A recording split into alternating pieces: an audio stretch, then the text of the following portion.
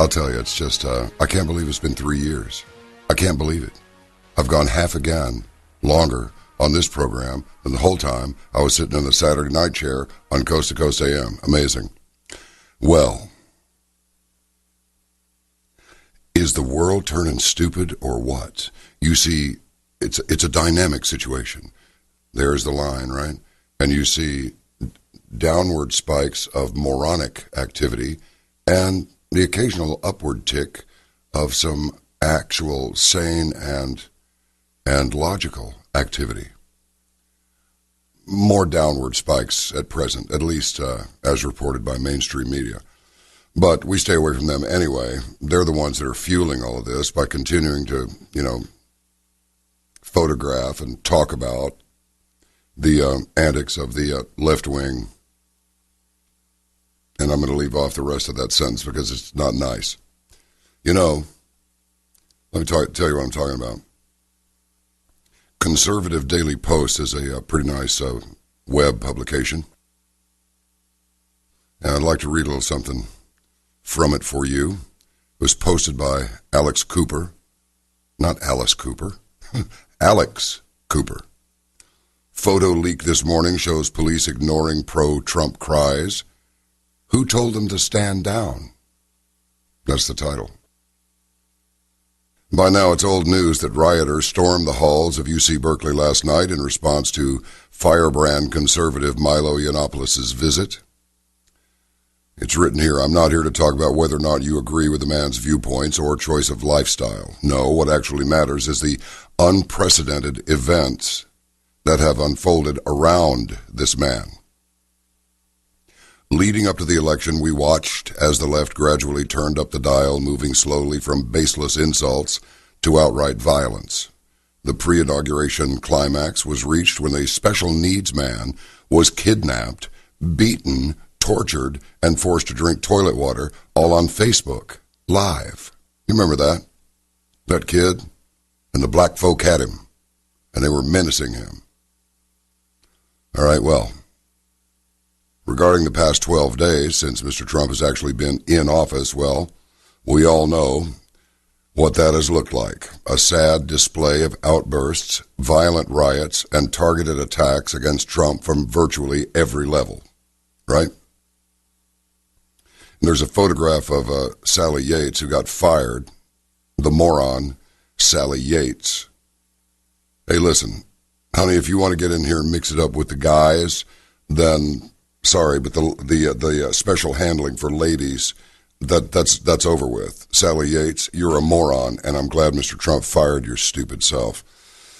Mr. Trump has even had to face opposition from those within his own team. His acting attorney general couldn't have been more disobedient, incoherent, or disrespectful when she decided to blast Trump openly on his executive order restricting terrorist-heavy countries from enjoying luxurious international airfare. Now she's gone, but the fact remains this extreme of internal government disruption is historic. But now, a picture. They get a doctor to take a picture. Nope. It was just released on the underlined Donald, one of the internet's largest safe havens for pro-Trump patriots looking to restore sanity to a nation Obama so well crippled. It shows that UC Berkeley police, as well as outside law enforcement, were told to stand down, while the attacks went on inside. Why were the police told to stand down? The student who took the picture, identified online as Lunar Prospect, took the shot amidst the chaos, and the image is quite clear. The police have no interest in moving to quell the unrest targeted at the conservative students on campus who support President Trump. Regardless of your political views, it goes without saying, this is bad news. Who called for this halt? With the recent assassination attempt of Kellyanne Conway, an assassination attempt of Kellyanne Conway. Personal attacks have now been raised to an all-new level, and Milo made the list of top-level targets. This photo has not been reported anywhere. Why are they trying so hard to keep this hidden? The Demographic Cliff, How to Survive and Prosper During the Great Deflation, 14 to 19. That's 2014 to 2019. Let's see, The Great Crash Ahead, The Great Depression Ahead, The Next Great Bubble Boom, The Roaring 2000s Investor 1999 is when that was published. And then The Great Jobs Ahead, The Great Boom Ahead from 95 and 93, respectively. He is a South Carolina native and is the son of politician Harry S. Dent Sr. He is also the founder of H.S. Dent Investment Management, an investment firm based in Florida that advises and markets the Dent Strategies Portfolio Fund Mutual Fund. Harry is also the president and founder of Dent Research and H.S. Dent Publishing. He writes and markets an economic newsletter that reviews the economy in the U.S. and around the world, focusing on generational consumer spending patterns as well as markets. And as I said, he's written 11 books.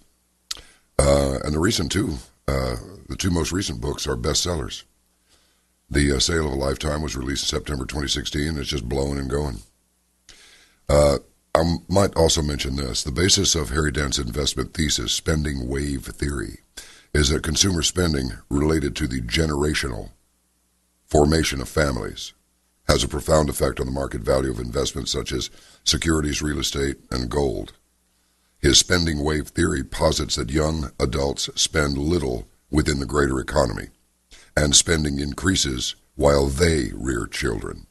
It peaks as children leave home and then slows during the last 15 years of working life, age 48 to 63. According to Harry, the decreased spending patterns of the current generation of U.S. baby boomers entering retirement will cause a pronounced downturn in the greater macroeconomy and an associated decline in the value of financial markets. But the main reason we talk to Harry Dent is because he's so much fun, and he's coming to us from his island paradise. I got to tell you, Harry, you did it right, man. You really did. I'm in Dallas, Texas, where it's nothing but construction, chemtrails, sirens, and jets coming from Love Field continuously from 6 a.m. till about, 1:30 in the morning, and then the military stuff starts flying that nobody ever sees. You hear it, but you don't see it. But I digress. Welcome back to Caravan to Midnight. It's good to see you. Yeah, nice to be back. So what do you make? Are you happy with the election? Well, it's not good for my business because we're predicting that this bubble that has been made out of nothing since baby boomers stopped spending in 2008 just like we predicted 20 years before it happened, and just as we predicted would happen in Japan in the 90s when people least expected that. We've been living on quantitative easing, and now since that's started to slow in its impact, especially with negative rates in Europe and Japan. And so Trump comes along and wins by surprise and then says, hey, I'm going to create 4% growth. I can tell you right now, this is demographically impossible. You may be able to get some short surges. He's bringing in fiscal stimulus, tax cuts, infrastructure investment, things like that. But that's just taking from the same pie. That's just taking from government and giving to consumers and businesses, which means bigger deficit for the governments and a little more money in hand for consumers and businesses. And infrastructures take a long time to have impact, long time to get shovel ready. And then, I think we're going to hit the wall later this year for a number of reasons. So I think right now, the markets, we had to revise our forecast since we talked last. I thought the markets were going to peak maybe in December of last year, and then Trump got elected, and bam, this rally's real. This rally's going to go longer.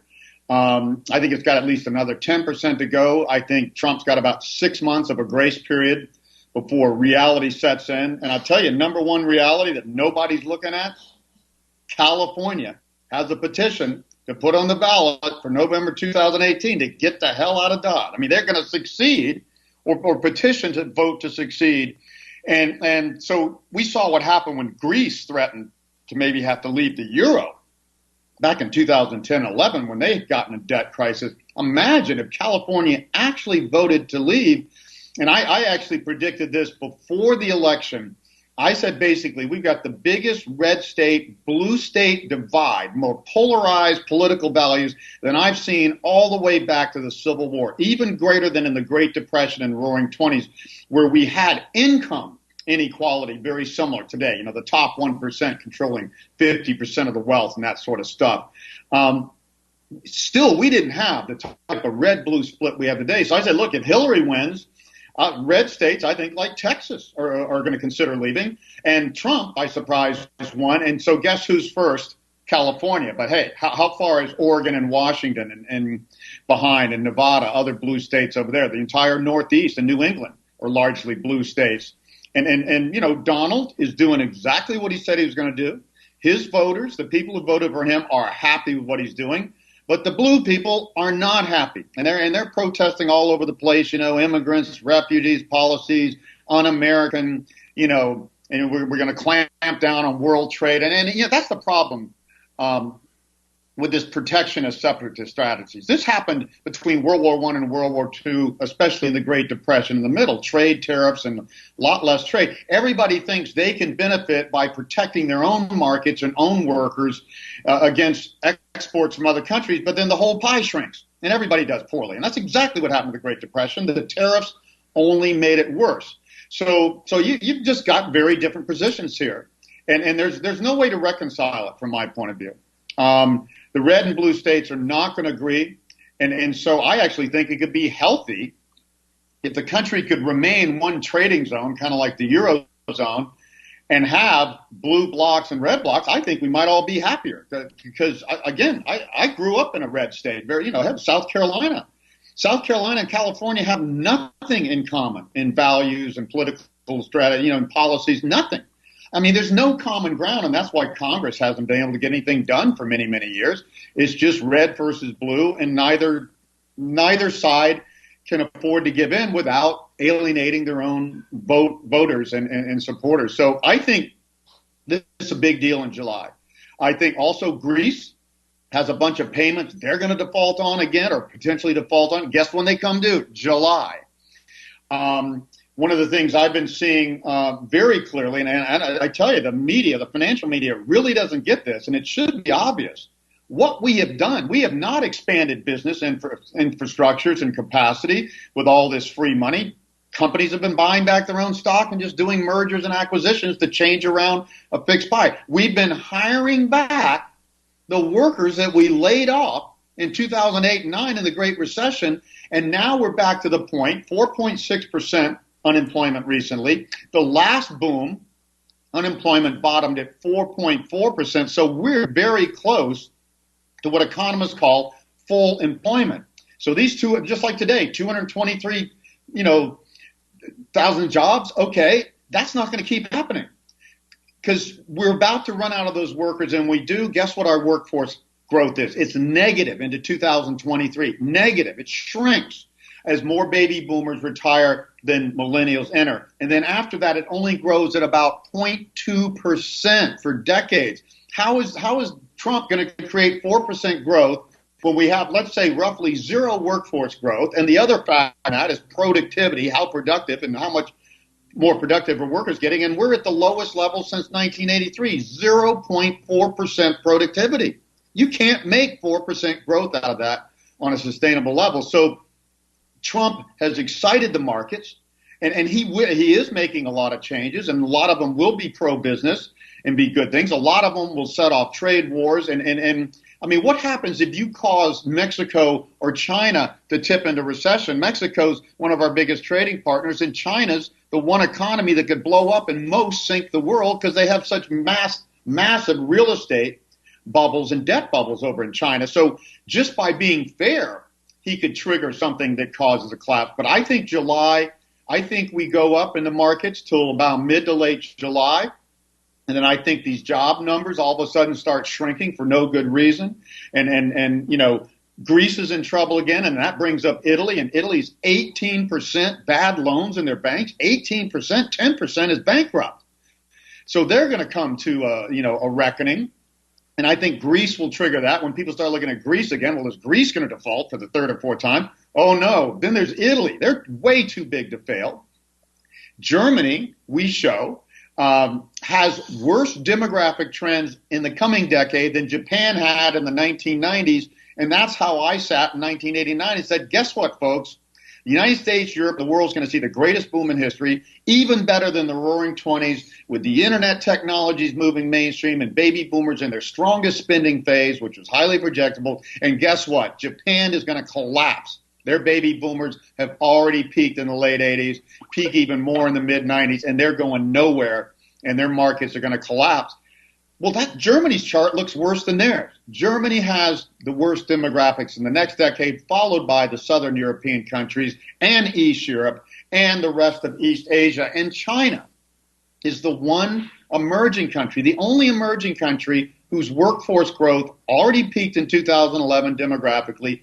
They decline slowly for the next several years, and then after 2025, they fall off a cliff, just like Japan and other countries have. So the demographic trends are crystal clear. Economists don't get this. Analysts don't get it. Businesses don't get it. Politicians don't get it. And unfortunately, Trump, with a lot of pro-business things that could be good, doesn't get what he's up against. He's going to create a huge disappointment. And it's a question of, when do the markets realize that even if he does cut taxes and cut regulations, we're not growing at 4%. We can't even keep up this 2% once we run out of these people, the last few people that still want a job and that aren't retiring or leaving the workforce, which is a predictable thing. So I see a big mess coming, but we did have to change our forecast. This Trump rally is real. And I think the Dow's going to at least 22,000 by July or so. And I think the S&P's going to 2,500, a good 10% higher, maybe more. Now, this is also, I always talk it's a language called Elliott wave, but you know, how markets move from 5 waves up and 3 waves down. We're in the 5th wave of a 5th wave of a 5th wave of a 5th wave. This is the last like bubble peak, and it could even be more dramatic than I'm looking at. But boy, it burst. One of the things I remind people, and this is another thing people don't get about bubbles, they build exponentially, but they crash twice as fast and twice as exponentially.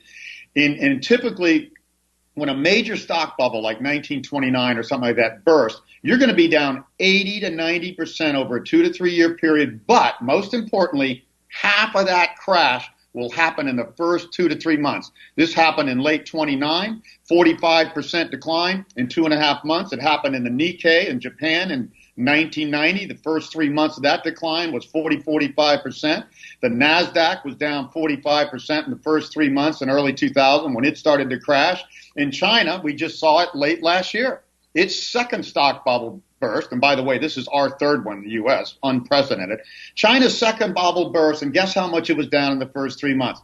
45%. Wow. People got massacred overnight. So people say, well, Harry, you know, you've been warning about this bubble, and maybe I get it, but hey, man, if you wait to see if I'm right, it's going to be too late. And it's better to get out a little late than early. But again, all the indicators we had that said we could be moving in a recession, that stocks could be rolling over, they all reversed on this Trump rally. I mean, this is a very clear rally, and it does not look like it's over. So I think people got about 6 months, give or take, to ride this thing. But, boy, you better be fast to pull the trigger, and we're going to be looking for very important divergences. You know, we want to see the small cap stocks, which almost always peak ahead of the large caps in a bubble like this or in a long rally. We want to see them underperform in this next 6 months and not make new highs at some point when the large caps do. And then I'm going to say, okay, it's time to pull the trigger. You got to get out of stocks.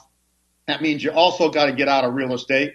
Real estate does not fall as fast as stocks, but it's leveraged by mortgages, which makes it more dangerous. And real estate freezes up, gets illiquid much quicker than stocks. If I'm wrong and I'm a little late and have to sell stocks 20% down, I can do it in a nanosecond.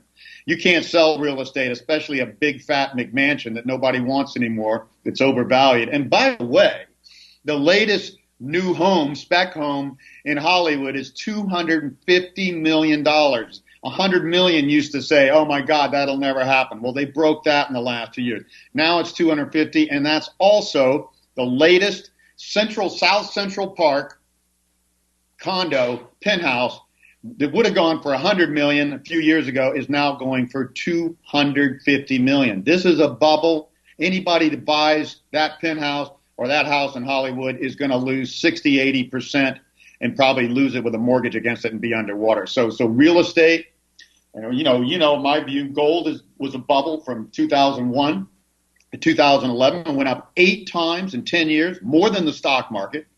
And that bubble is simply unraveling in a deflationary environment where gold is not favored, whereas gold was favored for the entire decade of the 70s and the highest inflation we've seen. Well, I know what caused that inflation. Economists don't have a clue. It was baby boomers.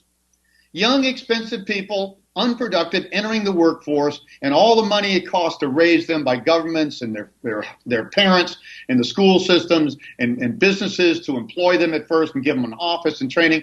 All of this causes inflation, and then when they enter the workforce, like they did by the late 70s, and start to become productive citizens, working, advancing, gaining an income and productivity, inflation falls, which it did. We've got an inflation indicator that's been dead accurate for decades. And economists have no clue, and they think it has to do with, government stimulus or oil prices or growth in the economy. No, we had great growth in the 80s, 90s, and 2000s. Inflation did nothing but fall because that's not what causes inflation. Young people cause inflation.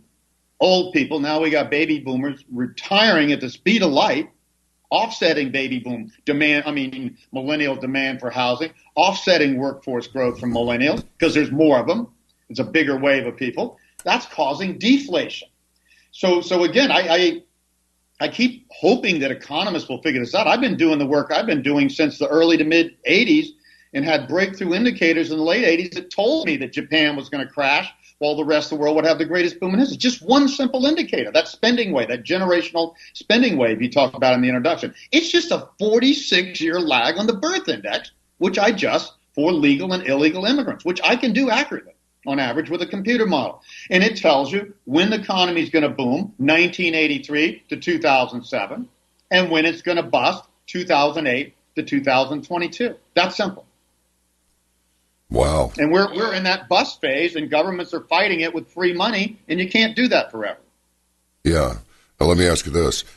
I saw a report recently that China's workforce, the Chinese workers, are turning gray. They're getting older now, so they've got a little bit of a demographic problem because of their aging population generally. If you combine that with this huge debt that we have, the huge national debt, and the big trade deficits with China. I don't know about Mexico. I'm not even worried about Mexico compared to China. How does all of that factor into the disaster scenario? And once the disaster occurs, how long is it liable to last? Well, I tell you, for China, it's going to be a decade. And China is the ultimate time bomb. It's probably the last one to go off. I think Southern Europe and Germany get in trouble first. I think the U.S. gets in trouble, when California starts talking about leaving and other states.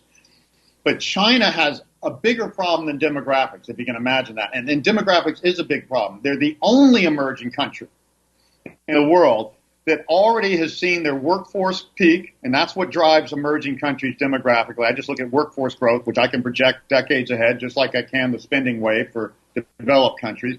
It peaked in 2011 and has been declining ever since, and it will decline faster in about 5 more years. But here's the biggest problem with China. They have been pushing people at unprecedented rates from rice paddies, rural areas, into cities. And there's a reason they do that. Every emerging country does that. It's just nobody's done it as aggressively as China with so much top-down stimulus. They do this because when somebody moves from a rural to an urban area, from a rice paddy to, say, Shanghai, their income triples on average. No extra education. It's just you're a rice paddy farmer one day, and then you're a cab driver in Mumbai the next day, and you're making 3 times as much. That really accelerates the economy. So China's been pushing this, but they've been doing it by overbuilding everything. They want to keep pushing these rural workers into the cities, and to give them enough jobs at the rate they're pushing them, they got to overbuild condos, overbuild infrastructures, overbuild malls and offices. China's got like 30 million empty condos. They got whole empty cities of up to 1 million people. They got empty railway stations. The largest mall in the world is empty. They couldn't get anybody to come in it, so now they turned it into a tourist park because they already had all these waterfalls and rides and stuff there. It's the greatest bubble I've ever seen. And something happened in 2015. I'm waiting to see an update for 2016 that hasn't happened in 30 years. Those rural workers who are not even legal citizens in the cities, so they're treated terrible, second-class citizens, no education for their kids, no benefits, the little bit of benefits they have there, they moved back. Something like 7 million moved back to the rural areas because they said, first of all, real estate is horrendously expensive. We can't afford it on our low second-class wages. Second, pollution's so bad we got to wear gas masks. And what do you think the traffic's like over there? I was in Shanghai just 2 years ago. It's horrible. So they just said, forget it. We'd rather go back to the rice paddy and maybe start a coconut oil business or something, you know? So China's been building something for nobody, assuming that, well, in 10 years we'll need it in the urban areas at the rate we're moving. Now they're not even moving there. They're moving back. So they're really building stuff for nobody.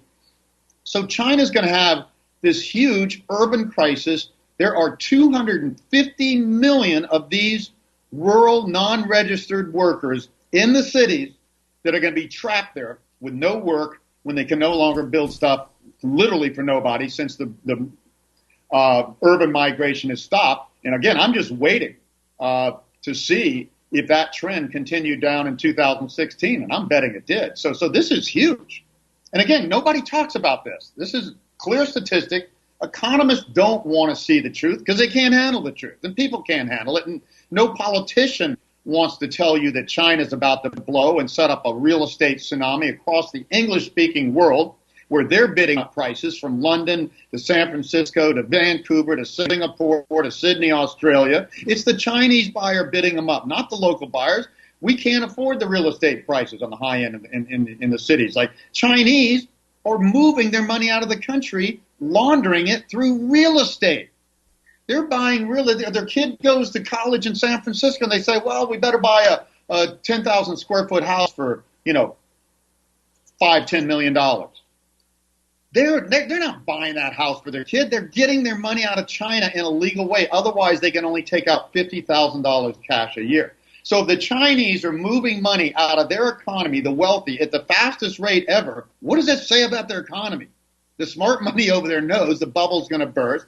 The richest family over there has been selling their commercial real estate at the speed of light.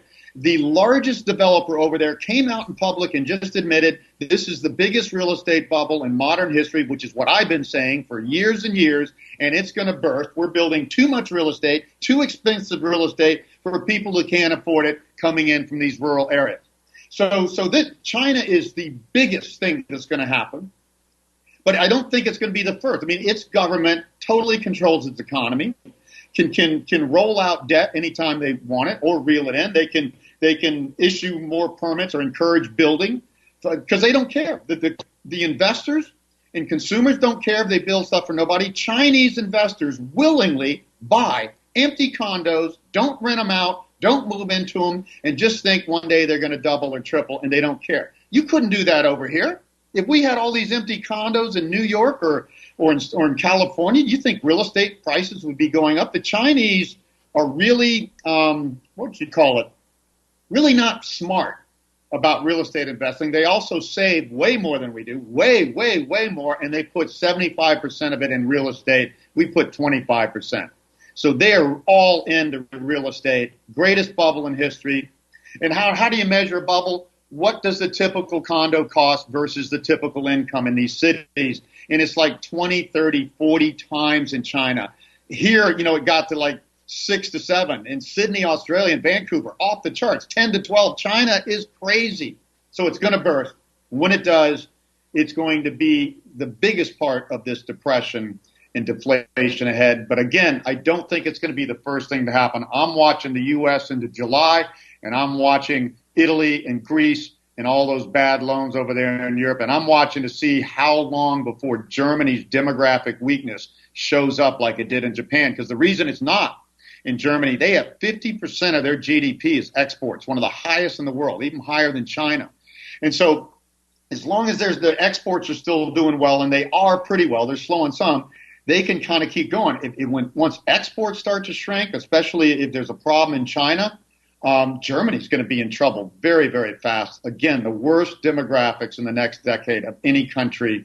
So it's just a matter of time. How is Germany going to bail out Southern Europe, which they don't want to politically anyway, and they've said that clearly. But how are they going to bail them out even if they have to if their own economy is collapsing demographically like Japan's did in the early to mid-'90s? I heard a rumor that effectively the new president has started a trade war with Germany. Is there any truth to this?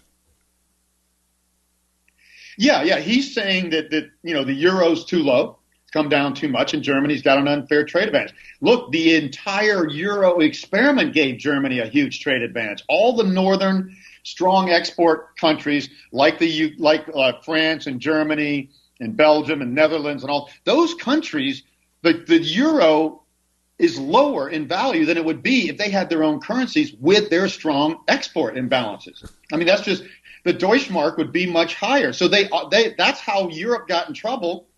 The northern countries got to export more than they should have. The southern countries borrowed to buy those exports, and now the southern countries in debt, and the northern countries are worried about them collapsing because if they collapse, they won't buy their exports anymore. And all those northern countries export 30 to 50% of GDP. U.S., it's only 10 to 12. We're not as dependent on foreign trade as most of Northern Europe is, and China and Korea and East Asia. And so these are the countries that are going to feel this trade war. And Trump's doing it with everybody.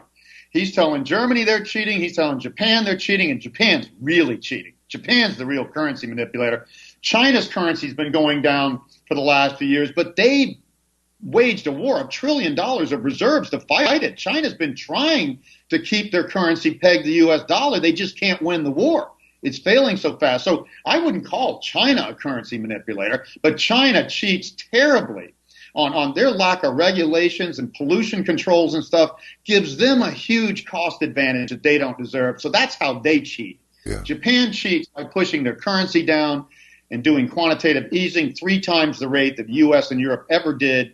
So, and now Trump's saying, hey, Germany's cheating. And the euro has given Germany an unfair advantage. But again, anything Trump does to cut down trade with these countries in favor here is going to make those countries weak. And if Germany gets in trouble, Europe's in trouble overnight.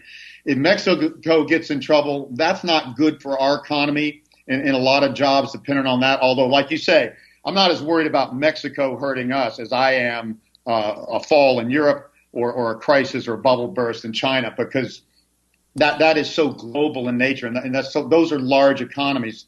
And but even Mexico, if Mexico goes into recession because of this, well, don't you think more illegals are going to come across the border if they're in a recession?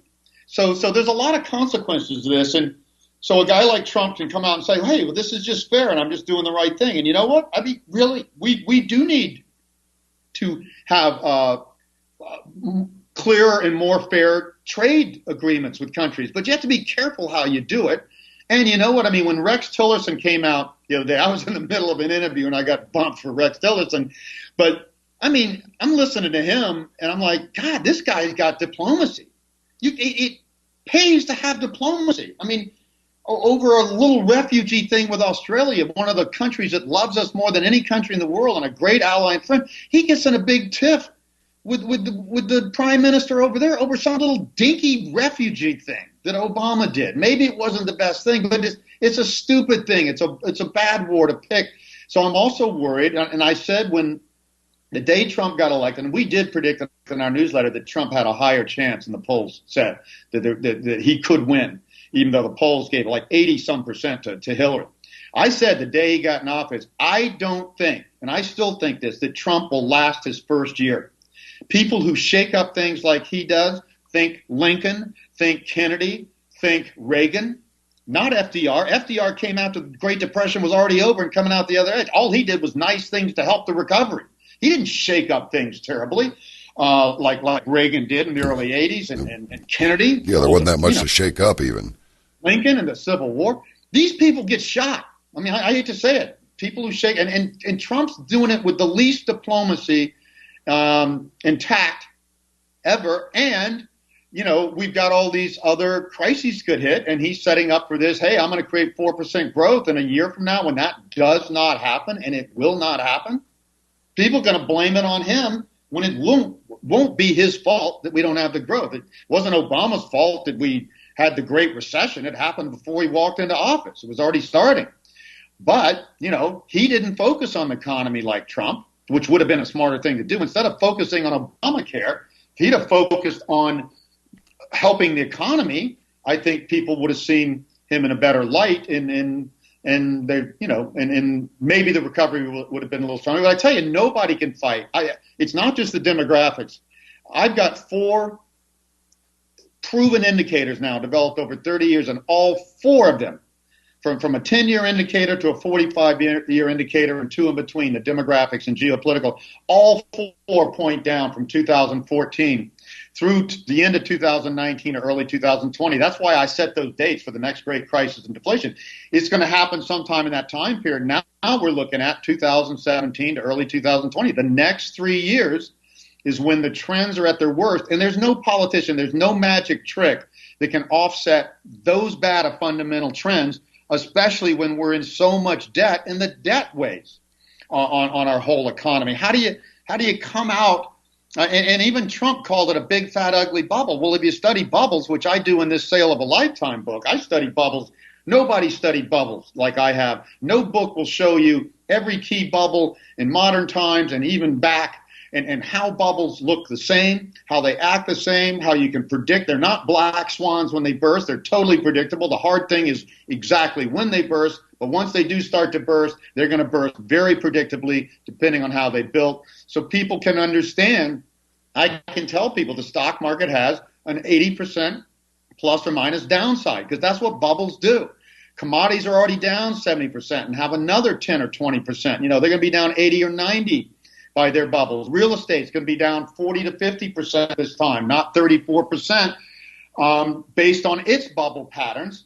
And so people are going to be shocked by this. And I'm just saying, I don't know exactly when it's going to happen because governments are fighting this, but I'm telling you, these bubbles are going to burst. There hasn't been one bubble. I haven't found one major bubble like these that looked like these in history that did not burst and burst violently. There's no soft landings in bubbles. And China's stock market's got another hit coming, and their real estate's going to go down literally 80, 90%. Biggest bubble burst in modern history in real estate. And the Chinese got all the wealth in real estate. So they're going to really be hurting. That's why I said earlier, it'll take about 3 years maybe for the U.S. economy to bottom like it did in the Great Depression. Then we have aftershocks for another 3 years until the demographics turn up in 2023 and the millennials start contributing more than the baby boomers taking away from the economy. China's going to take a decade to get over this overbuilding. It's going to take that long to work off all these excesses. And by the time China gets there, their demographics are going to be slowing much faster, more like Japan. So I don't see China ever being the growth story it was. Never going to see 8, 10, 12% growth again, maybe 1, 2, 3%. And the whole world, the developed world, has basically zero growth for decades ahead. Some countries more. U.S. is better house of the major countries. Small countries like Australia and Sweden and 4 other small countries have bigger, substantially larger millennial generations and will boom and could grow 2, 3, 4% again. But even the U.S. will be lucky to grow 1 to 2% in the future after we get over this debt crisis, after we get rid of a lot of debt, after we shake out a lot of bad banks and bad businesses and get a little more efficient. We'll still be lucky to grow 1 to 2%. Until we start living much longer, and that's something some longer-term cycles I have do tell me that in the coming decades, we could start to live to 100 to 120. That would change the demographic picture very markedly. But until then, the demographics point sideways to down in almost all developed countries and markedly down in places like Southern Europe, Central Europe, East Europe, and East Asia. I mean, just like never grow again. Down or decline even in a boom. So this is something obviously part of my mission in life is to wake up people to demographics. It's one thing in economics. It's highly predictable. and changes very slowly. Hey, one of these days, yeah, I mean, we might start living a lot longer, but we'll know that when it starts to happen. It ain't happening yet. Right. We're just growing 1.5 years every decade like we've been for decades in life expectancy, not that much. At some point it'll accelerate, then it'll be obvious. People may wake up one day and say, man, we wealthy countries just can't keep having one child per household. If we don't have 2 or 3, we don't have a future. We don't have a country. Well, that ain't happening yet either. And then plenty of countries are giving incentives and tax credits and subsidized child care and all types of stuff. It's hard to get affluent urban people to have kids. Why? Because kids in urban areas are incredibly expensive to raise, unlike in rural areas and in the past. You got 5 to 7 kids on a farm. Hey, not only are they cheap to raise off your own produce and stuff, but they're farm hands, they work on the farm from age 13 forward. They actually learn something. They actually learn how to do things. Let me fire the shotgun out the back door here, Harry. This impending threat of I get a little confused over Great Britain, England, and the UK, because Scotland's going, hey, this might be a good opportunity for us to go for that independence we've been wanting. But so whatever segment of the UK, I'm certain England is part of it. The main thing, that's the cash cow for the EU. If they leave, and you said a little while ago that if these people, the euro is so low that if they went back to their own currencies, they'd be in better shape than using the euro now. The euro's weaker than their own currency would be. So the problem is that hurts your trade. When your currency's higher, it means your exports are more expensive and less competitive. And again, for the U.S., that's not a big deal because we would have lower inflation and better import prices if that happened. But for Germany, that exports 50% of their GDP and their exports go down even 20% because of a higher currency, they'd be in a recession, depression overnight. So that's the difference. So if England leaves the EU, is that going to make things better or worse? Just the threat of them leaving has improved their economy, but what will it do to the rest of Europe if they leave? Well, again, people are waiting to sort that out. Everybody said it's going to be a disaster. It hasn't been yet. The UK stock market, the FTSE over there, has done better than any market in Europe, and the only one to make new highs so far because Brexit gives them advantage. See, I see it opposite. I see, first of all, the UK never was on the euro, so they still have the pound. So they don't have that problem of their currency going up. In fact, their currency's gone down because of Brexit, and that helps its exports short term.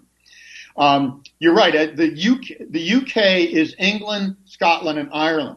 So Scotland has been talking for a long time about leaving the UK. Ireland would consider it also, and that would weaken the UK. I did a report way back last October and said, look, this separatist movement, it's not just Brexit.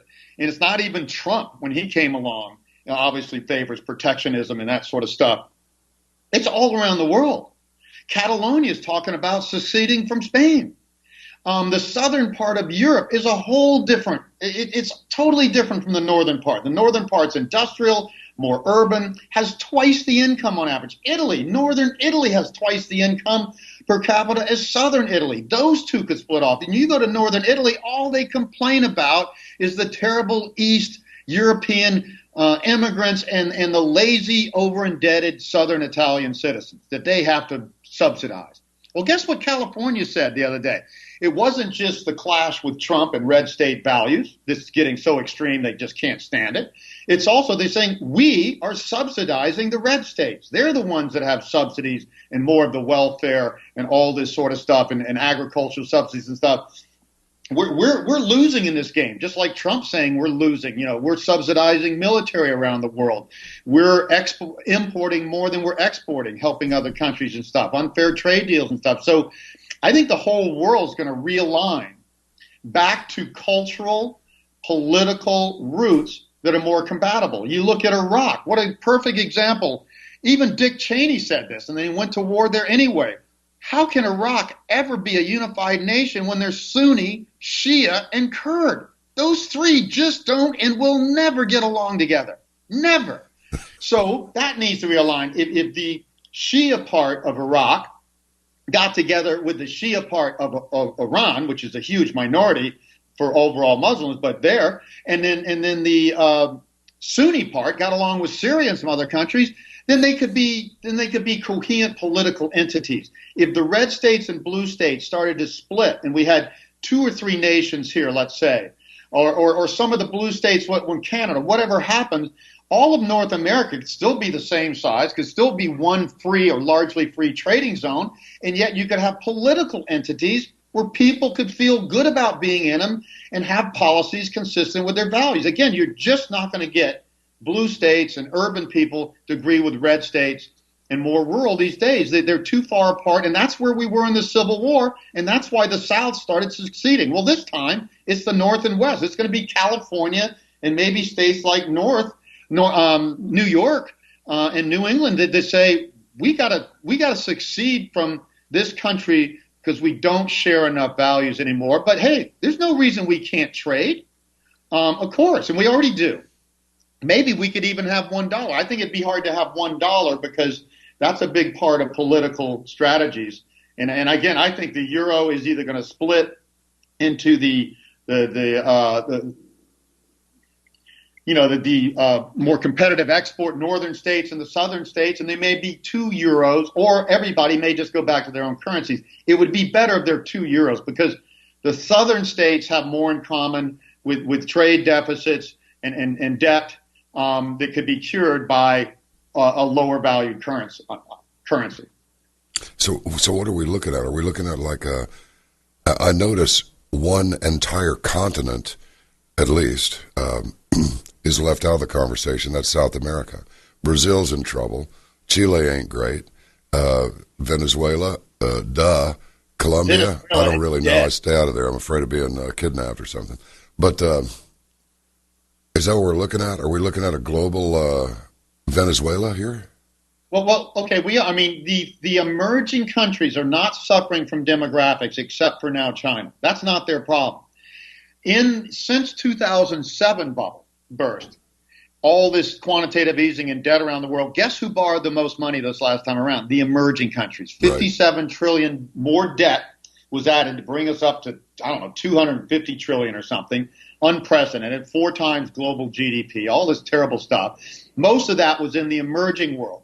They've been struggling with falling commodity prices. Most emerging countries are commodity exporters. That's what's killing Brazil.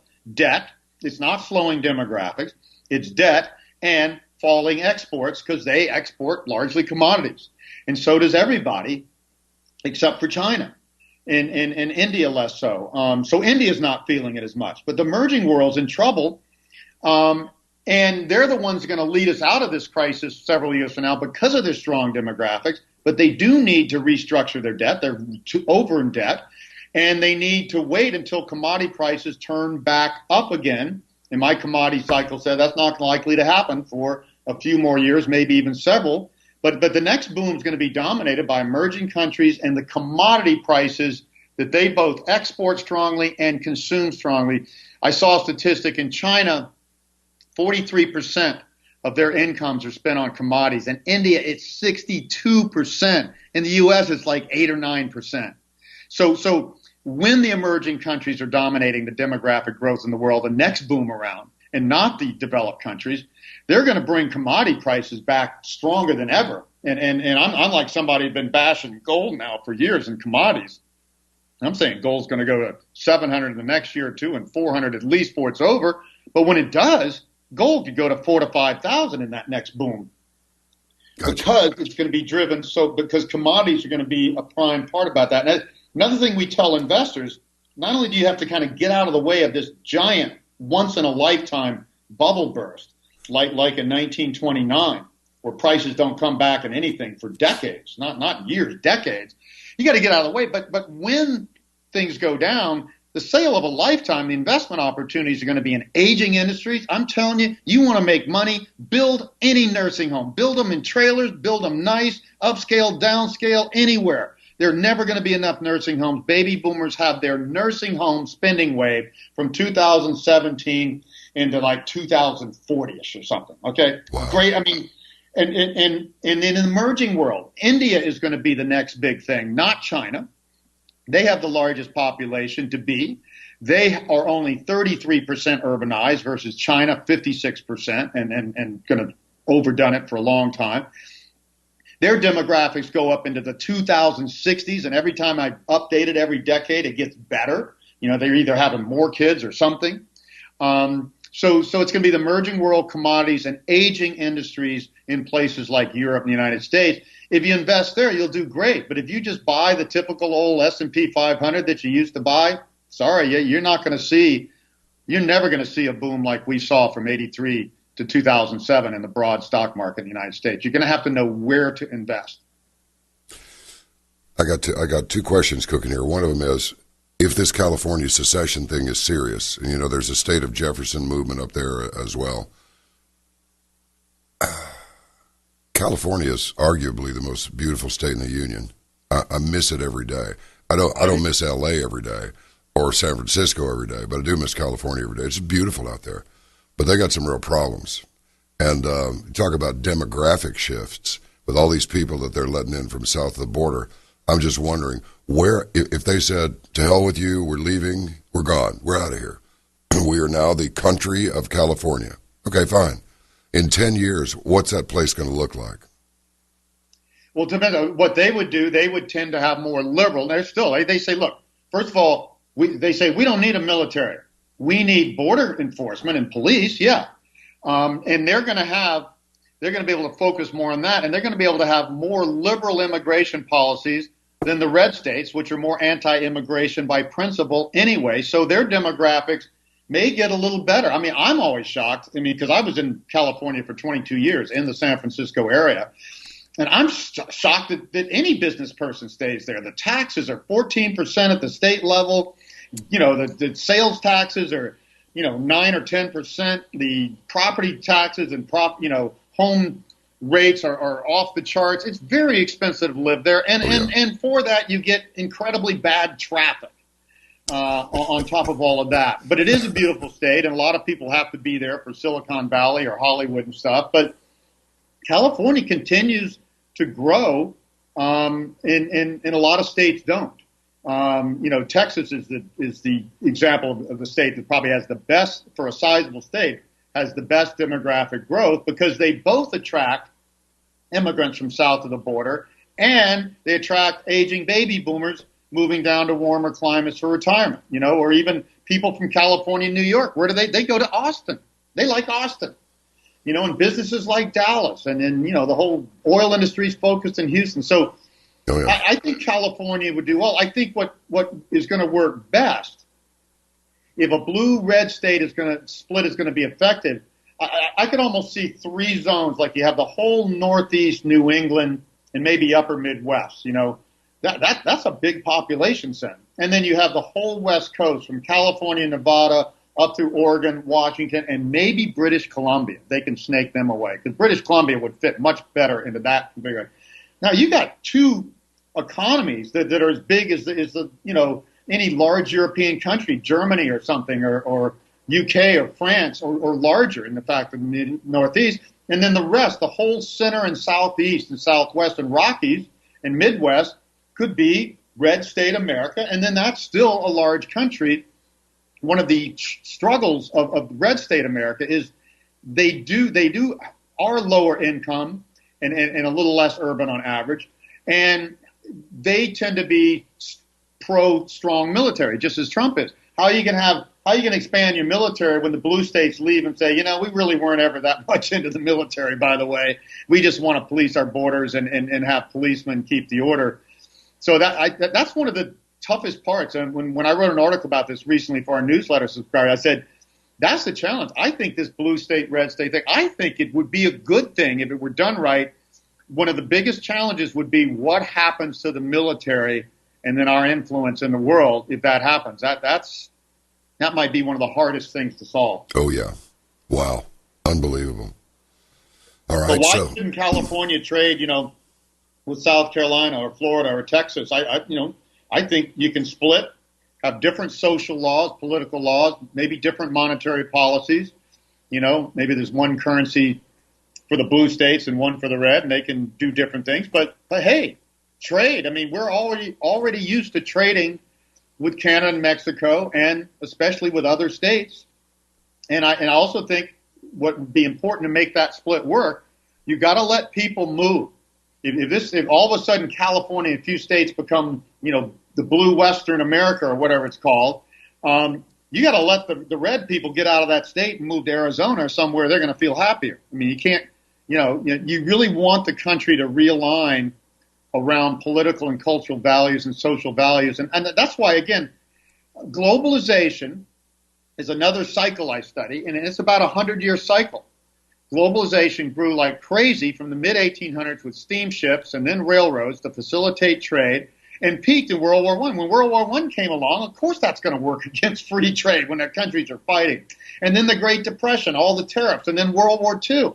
33 years, we went from total exports and imports being 40% of global GDP down to like 12%. That's a huge retrenchment. Well, we just peaked again. I call it somewhere between 2008 with the Great Recession and 2016 with Brexit and Trump. But I said it at Greece. When Greece got in trouble in 2010, the world started to think, oh my God, Eurozone's going to have to break up. This whole separatist movement, I think, started to gel there. But I think this is going to take decades to work out.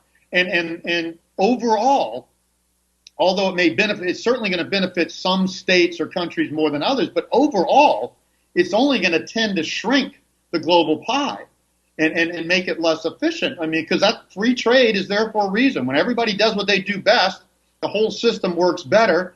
And of course, there's going to be some winners and losers, and that's part of it. But we have gotten to that point where the world is more iffy, people trust less, and a lot of people, like the middle class and lower class in the United States, feel like, hey, I'm sorry, but especially since 2000, when real wages peaked and been going down, we've gotten the bad end of the stick. We don't like free trade anymore. And I tell you, they're right. It still may be better for the overall system, but for those people and those people elected Trump, they're right. They are not better. They are worse off because of free trade and immigration. These immigrants compete with them, but I tell them, hey, these immigrants, if workers in Mexico are going to compete with you, whether they produce parts over there and ship them in here or they come over here and get a job, wouldn't you rather they be over here spending money and contributing and some taxes and stuff? And guess who are the highest employed people? Illegal men immigrants. 94% employment rates. Men in the U.S. are like, 60-some%. I mean, these people work their butts off. And most of them are not criminals. And the one they are ought to get kicked out at the speed of light. But overall, we showed, immigration, especially if you're intelligent and if you're like Australia and Canada and you attract the skills you want and need and you attract more higher educated people than lower educated, which they do.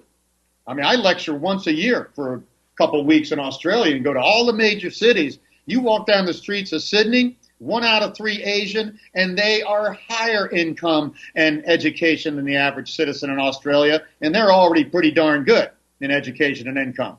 So their immigration has been super positive. Ours has been mixed.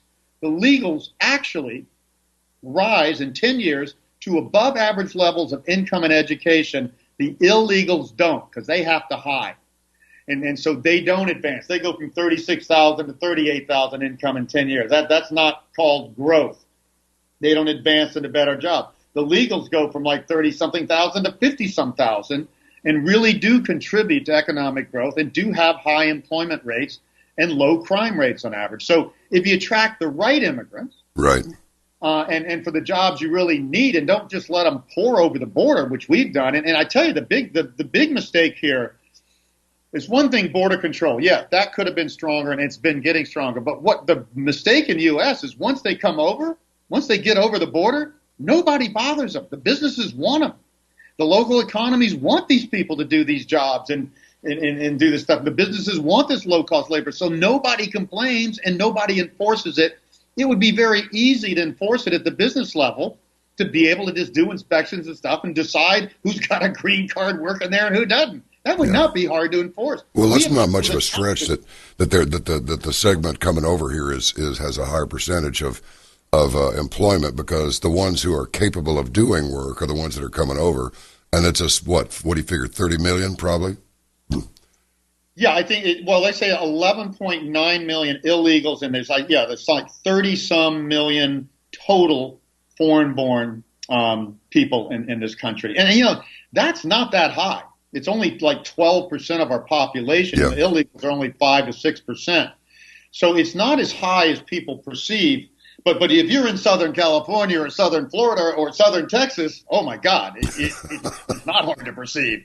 They're like majorities, and so I mean, I just put out a whole issue in our newsletter on immigration, just saying, look, here's the facts, here's the pros, here's the cons, and guess what? The legals are a lot more beneficial to our economy than the illegals, and so we do need to improve our policies. And my thing is, if you had a process which did entail some penalties and some paying dues, and converted these illegals to legals, and they wouldn't have to hide. And I think they would start to behave like legals because they are certainly highly employed. They just can't advance when they have to hide.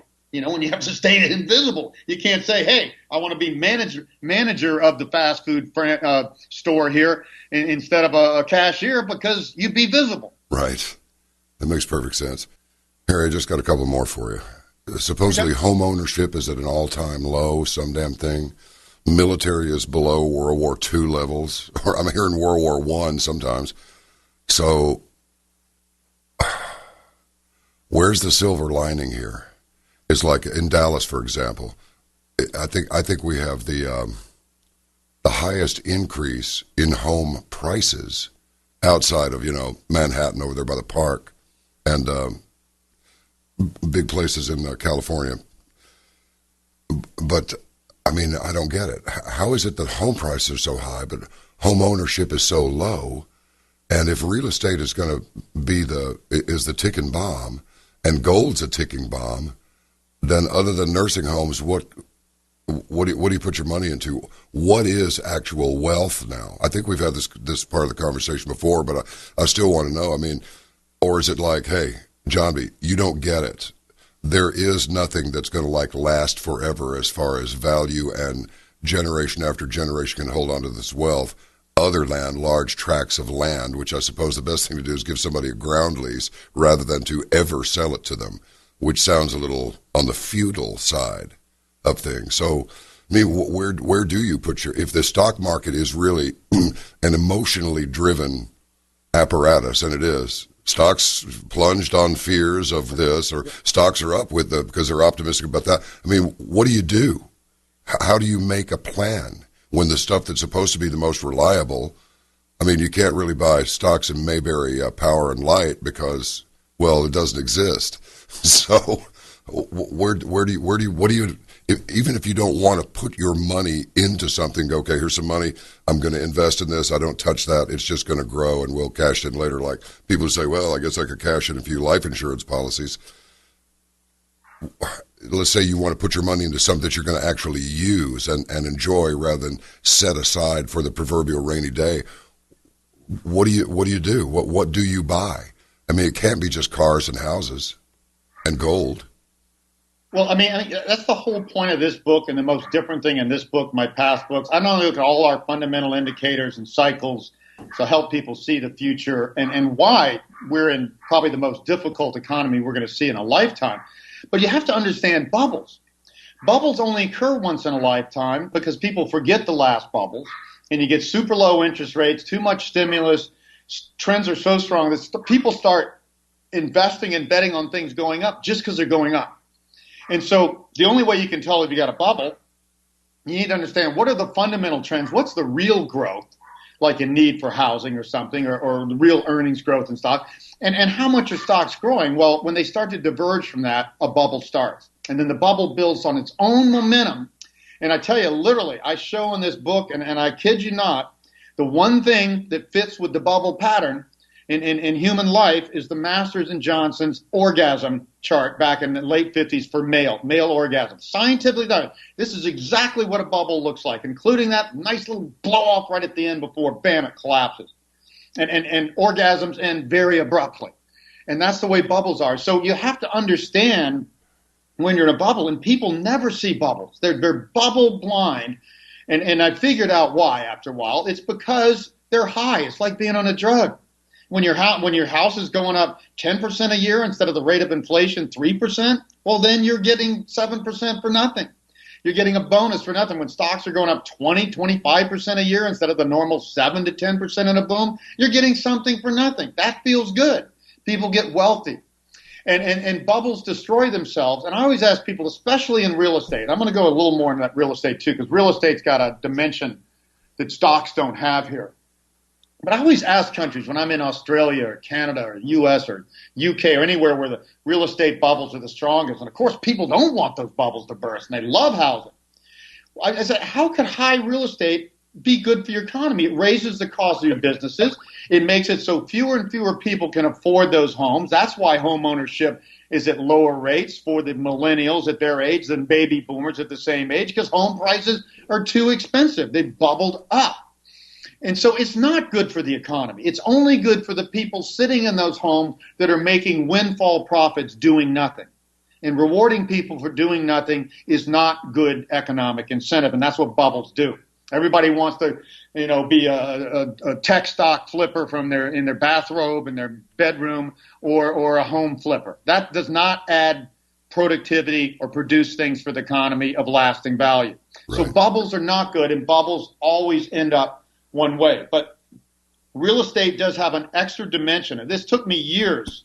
I banged my head for about 2 or 3 years because I look at the Japan bubble. It burst first. Their baby boom peaked first, decade and a half ahead of the U.S., almost 2 decades ahead of Europe. So they're the leading indicator. This is what happens. This is how you get bubbles when a generation this big puts pressure on everything. Here's how the bubbles burst, and here's what follows. Well, what happened in Japan was when their millennial generation came along in the late 90s, early 2000s, they should have had real estate after it dropped 65%, by the way, way more than we've seen so far. And we're going to see closer to that ourselves before it's over. Real estate should have started coming back when the millennials, on a 42-year lag there, should have been buying. And it just didn't. It didn't bounce. I'm like, well, what's going on here? Well, okay, young people aren't buying homes much. Young people don't want to have sex because they can't afford to. The economy's not as good as it was for their parents and the benefits. Okay, I got all that. But still, they have a decent-sized echo boom, much better than Europe, most of Europe. What I finally figured out, what's different about homes versus Coca-Cola or stocks or even cars or clothes, homes last forever. Real estate lasts forever. There's buildings in Europe that are thousands of years old, and even more. So when people start dying, the house is still there, or the office building is still there. Or when people retire, the office building's still there. So I had to adjust. I adjust my housing indicator in Japan, and now in the U.S. and other countries. I don't just look at when people are going to rise into their peak buying, which is age 41 for real estate in the U.S., 42 in Japan, 46 for the overall economy, that type of spending wave. I have to say, no, I have to subtract the dyers. I have to add the peak buyers, but I have to subtract the people dying, because not only do old people not buy much real estate after age 41, almost none except a few vacation homes, they are sellers when they die. They're automatic sellers, whether they hand their home to their kids or they put it on the market in their estate, they're sellers. That's a home that will not need to be built for the next generation. And that's why I titled that chapter in the demographic cliff, Real Estate Will Never Be the Same. When smaller generations start following larger ones, and we've never seen that before, we don't need to ever build another home in the United States, maybe just in a few growth boom cities or something. But we got enough homes now to house all the millennials, even at their peak decades from now. We don't need to build another home ever. And in Japan, they got 8 million empty homes from old people dying, and there's just not enough young people to buy them, so they're empty. We're going to have that increasingly on a lag, just like they did. Real estate is not going to come roaring back like it did after the Great Depression. Stocks will come back. They just won't come back as strong unless you're in emerging countries. But real estate in most developed countries will never be the same. And you know what the value of real estate? It goes back to monopoly. It's for the rents. You should buy real estate to save rent or to rent out to somebody at positive cash flow. Instead, we've gotten used to this unusual period where middle-class households, suddenly had strong incomes and home buying potential after World War II. And then they were followed by baby boomers in massive waves. We've lived a lifetime where real estate has done nothing but go up. I look back at history, that's not the case. Real estate goes up and down in cycles just like stocks. The difference is real estate will be hit much harder by aging of the population than will stocks. And like you say, if you are going to invest in real estate, well, the millennials will need affordable starter homes after this crisis is over. Baby boomers are going to need nursing homes faster than anybody can physically build them. You're not going to you're going to make money building nursing homes or running nursing homes or financing nursing homes or whatever, or franchising nursing homes for the next 26 to 30 years as baby boomers reach age 84, and that's all women. You go in a nursing home, what do you got? 9 women and 1 man, okay? So the men have more sex than ever, I think, Right. It's just so nursing homes revolve around ladies, and they die at age 84, not like 78 or something like men. So that's an example. Yeah, that part of real estate is going to be as strong a boom as we saw in McMansions or anything, or starter homes in the 90s or McMansions after that, the 80s for starter homes. But most real estate is not going to grow. So, a house may go down 50% in the next 6 years, went down 34% 6 years the last time around. So let's say it goes down 50% this time. And people think, well, God, I'm going to buy this and it's going to double in the next 10 years. No, it probably won't. It may not grow hardly at all unless you're in the right sector like nursing homes, or unless you're in the right country like India or emerging countries, or Australia, a rich country that has a very strong millennial generation that will drive house prices and demand to higher levels than it ever got with the baby boom generation. So again, demographics is very simple. I can go macro, what drives the whole economy, booms and busts, including inflation cycles, and I can go micro down to potato chips, 600 categories that our government measures every year. And what we do is we update, 10 years of the Consumer Expenditure Survey by the Bureau of Labor every decade and get fresh data, average it out so we have enough data to literally go and say, guess what? Potato chip demand peaks at age 42. Child care peaks at 33. Overseas travel, age 60. Cruise ships, when people get stressed out from overseas travel, grow until 70. Because, you just sit in a cruise ship, get stuck with food and booze, no customs, no changing hotel rooms, blah, blah, blah, blah, blah. So, and then people die. Women at 84 and men at 78, and nursing homes are the last thing to peak in our economy. Funeral homes, age 79 to 80. And you're going to make money building. There won't be enough funeral homes either for the baby boom dying cycle. So demographics will tell you where in the world and where in consumer sectors or investment sectors to be and when things are going to peak. Again, Japan was set in stone. Japan had to peak. Their baby boom was the first in the world to peak way ahead of other countries, and nobody saw it coming. All they said, well, Japan grew like China has for 30 years at very high rates, went from an emerging country to a developed country in 3 decades, and looked like they were going to take over the world. I used to tell people in '89 when economists said Japan's going to surpass the U.S. economy, I said, are you crazy? This is a demographic impossibility. They have a third of our population. You're telling me Japanese are going to be making $180,000 a family when we're making 60? Are you crazy?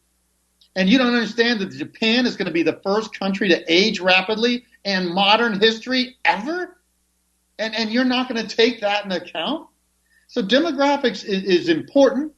I've got other cycles that are important, all down, as I said earlier. But demographics is the most fundamental economy and the most easy for everyday people to understand, and a piece of cake to project decades in advance.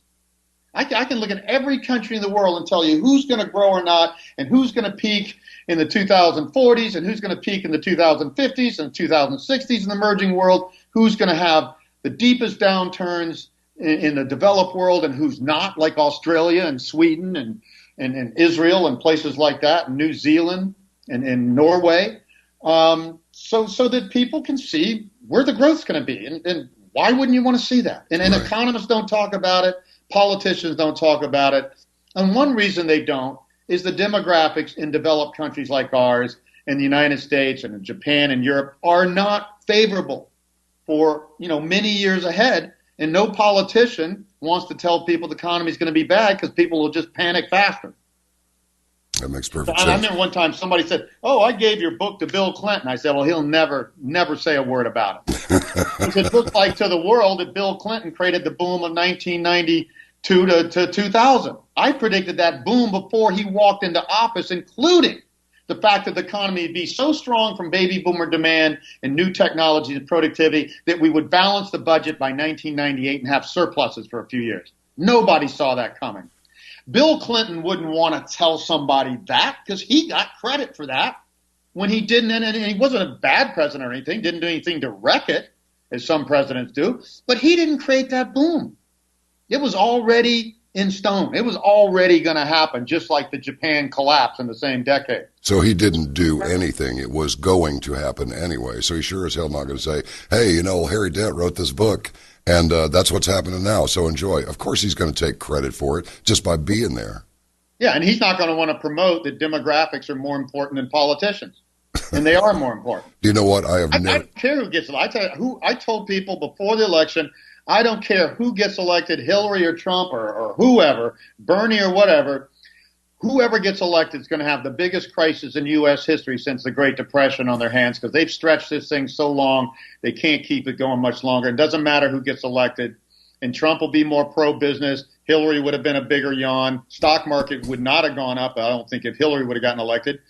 But it's going to go up for a while with Trump, and I'm telling you, it's not going to last. Nobody can counter this steep a demographic decline. Nobody can counter debt when private and government are put together. That's 4 times GDP in the typical developed country, more than twice what it was in 1929. And that's not counting entitlements, unfunded entitlements for Social Security and all the health care, which is that much more. I count in the book, I literally say in the book that our debt, total debt included unfunded entitlements, is over 8 times GDP. There's no way you can move forward without restructuring those entitlements, without restructuring a lot of that debt. What we need is a big detox. Oh, big what? That's what happened in the Great Depression. We need to write down massive amounts of private debts, which means some banks are going to fail, darn it, and some companies are going to fail. Yeah. And we need to restructure entitlements. Number one thing, and nobody even thinks about this, we're living 12 years longer than when all these entitlements started in the late 30s and 40s. We need to adjust retirement for life expectancy. We should be retiring at 75 and lasting about 10 to 12 years into 85 or so, and not retiring at 63 to 65. It's unaffordable. What happened, the demographics of work now is we enter the workforce at 20 on average. We retire at 63 on average. We're in the workforce 43 years. But then if we retire at 63, we're going to live to be 85 on average because the longer you live, the longer you live. Right. So you can't work for 43 years and then be totally on the dole for income and health care for 23 years for half that amount. It's totally makes unfeasible. No sense. It's not doable. It'll never happen. And when we realize this at the bottom of the next crisis, in early 2020 to early 2022, that's when I see kind of the bottoming process for the markets and the economy. We're going to have to wake up and say, we can't have these entitlements. We're going to have to start moving retirement forward a year every year or two until we get up to 75. And then when we get there, our life expectancies could go up a lot faster somewhere down the road. We're going to have to adjust for that. So this is just total idiocy. And no politician, again, wants to tell people, no, you got to retire later. People like, hey, man, I don't want, yeah. People think retirement's great. I think a lot of people are disappointed. It's one of the most overrated things there are for most people. I hear it's the number one killer of old people is retirement. Comes to them. Yeah, if they have nothing to do. I'm sorry, I miss you. What'd you say? Well, we're going to have to do this because it's totally unfeasible. And you're exactly right. People who do nothing die earlier. You get bored to death. You start drinking 6 martinis a day.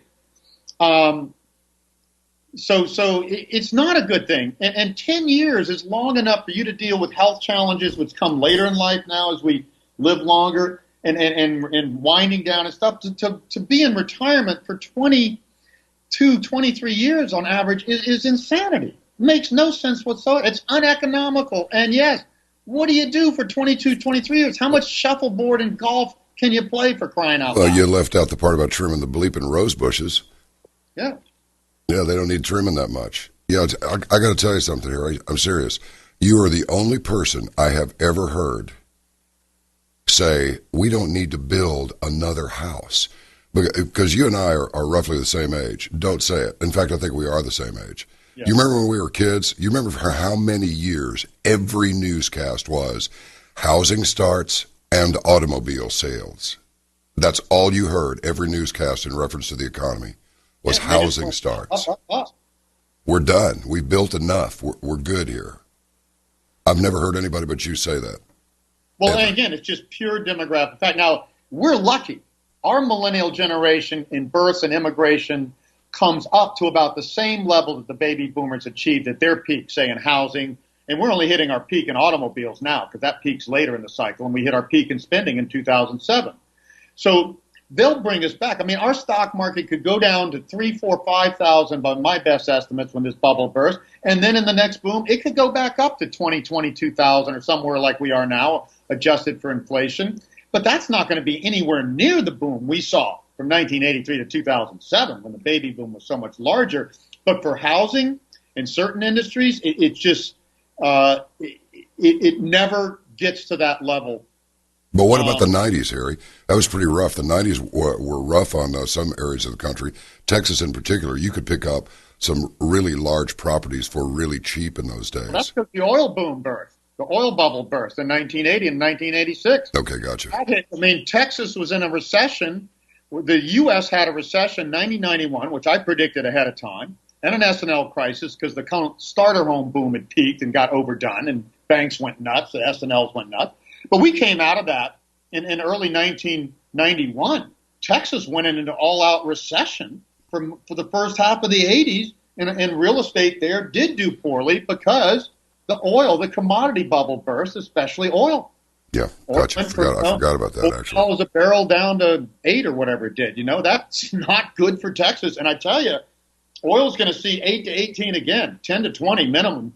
And these frackers are going to largely go under. And that's not going to be good for Texas this time around. So the last real estate bubble in Texas was not that big a deal. It really didn't bubble up. And I told people there, don't worry like you should in California or Florida or Arizona or places like that, or New York.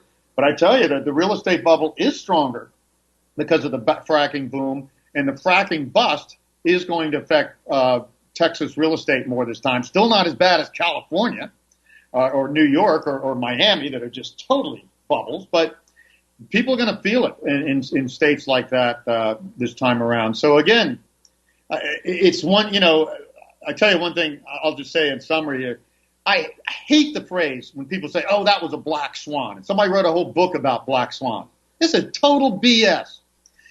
Bubbles are what burst and cause these big black swans. And bubbles are easy to see, and they're very obvious. They're very dramatic, and they burst. So it's not a black swan when it bursts. It's just a question whether this bubble, would have peaked late last year or the year before, or maybe in July, as I'm thinking now. But when it burst, it burst. And I'm not going to be far off in these bubbles. I can tell you in advance what the downside is, where it's likely to go, because bubbles are that predictable. They have very clear patterns. So people don't understand cycles because people don't like the downside of cycles because they're cycle blind. They're even more bubble blind. That's why this book, I just show one chart, one sector, real estate, commodities, gold, stocks, everywhere around the world today, past bubbles, and say, look, this is what a bubble looks like, and we're in a bubble. 100% certain. It's just a question of when it'll peak, and when it does, here's what's going to happen. And so you don't have to be bubble blind and cycle blind, but, it's kind of hard to look at bubbles and cycles because they always have their downside, and that's why people would rather not look at it. I'm saying, man, if you don't understand bubbles and cycles and you don't understand demographics in this phase, as we move into the winter season of our economy, like the 1930s, which is the most challenging phase for businesses, governments, and individuals and investors, you're going to see your wealth disappear at the speed of light. You can't afford to have your eyes shut here.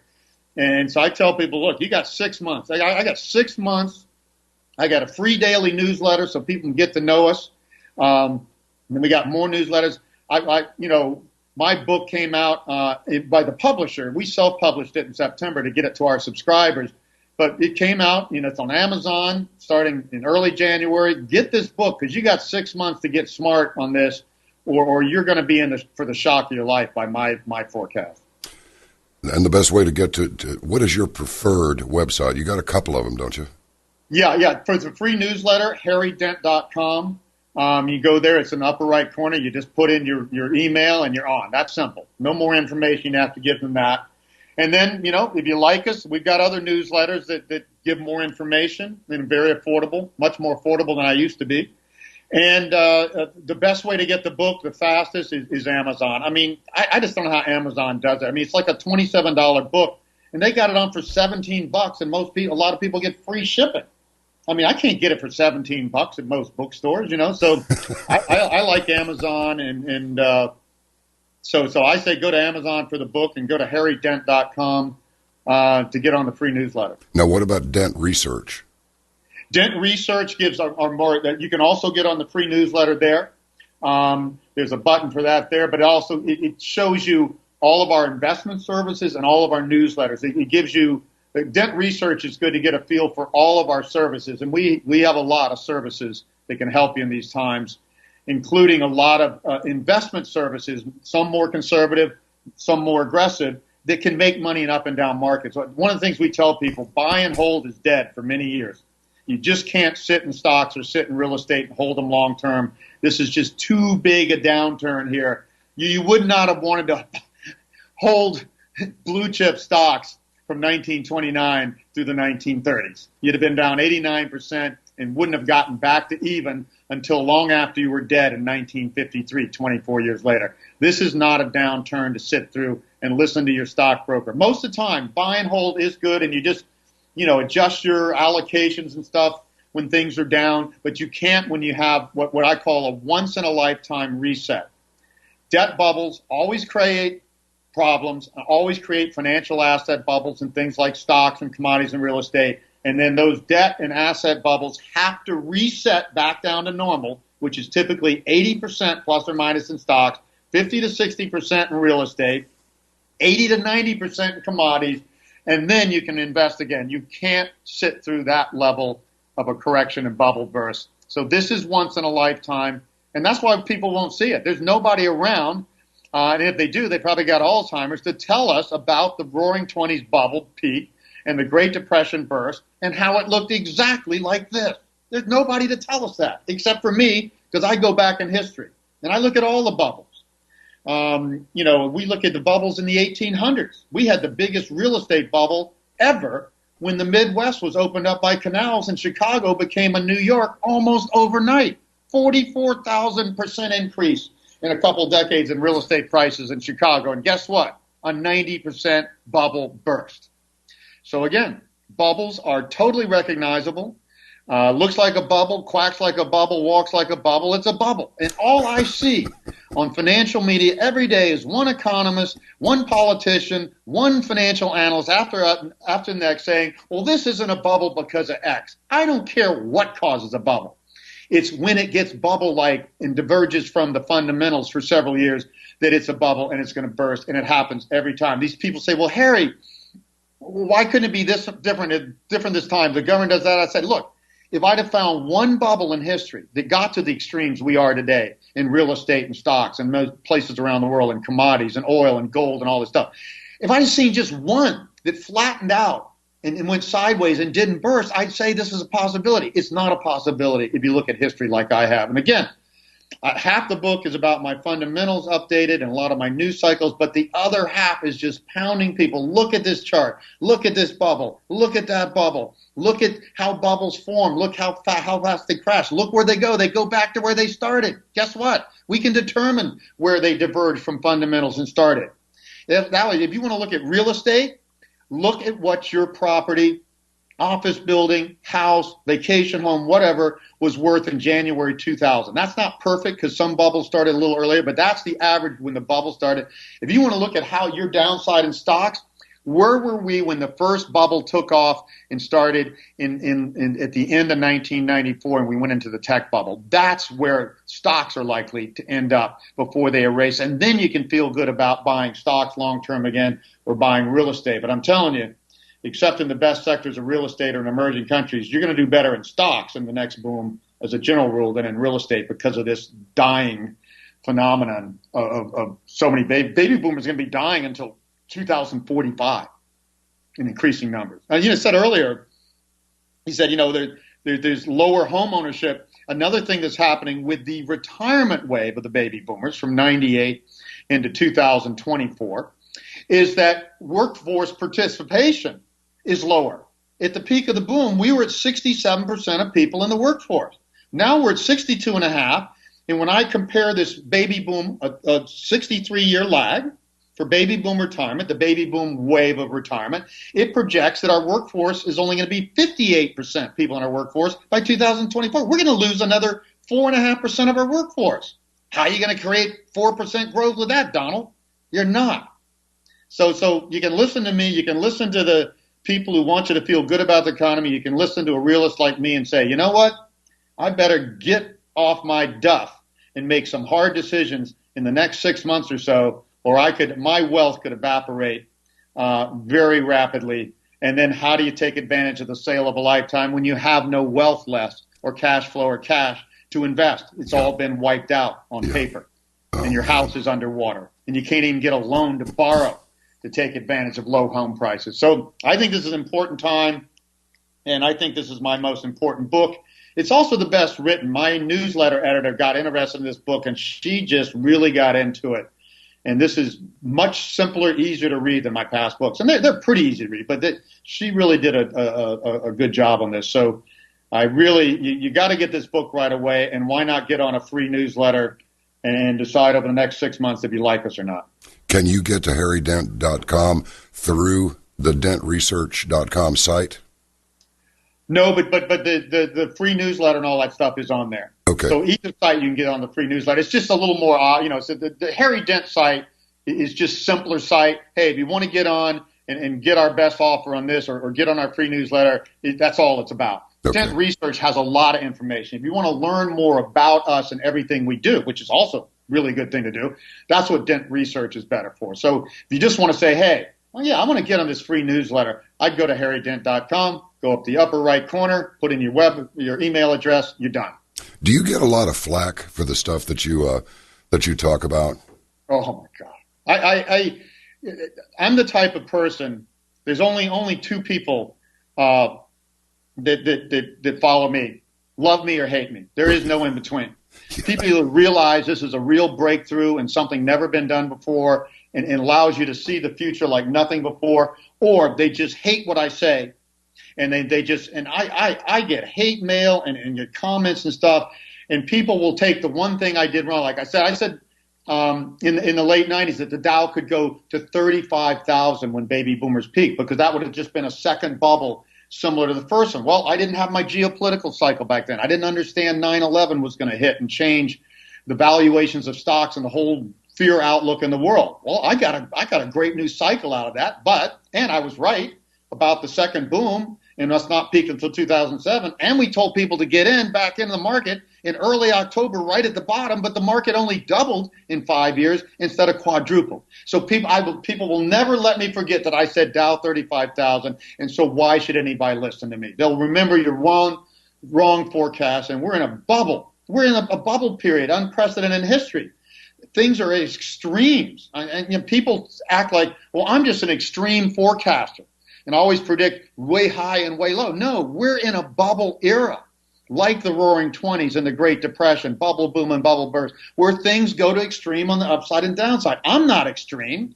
The economy sitting under us is extreme. And if you don't believe it, go look back at the stock market since late 94 or housing since early 2000. Everything, and look everywhere in the world. There's bubbles everywhere. I'm not causing the bubbles. I'm just trying to warn people about them.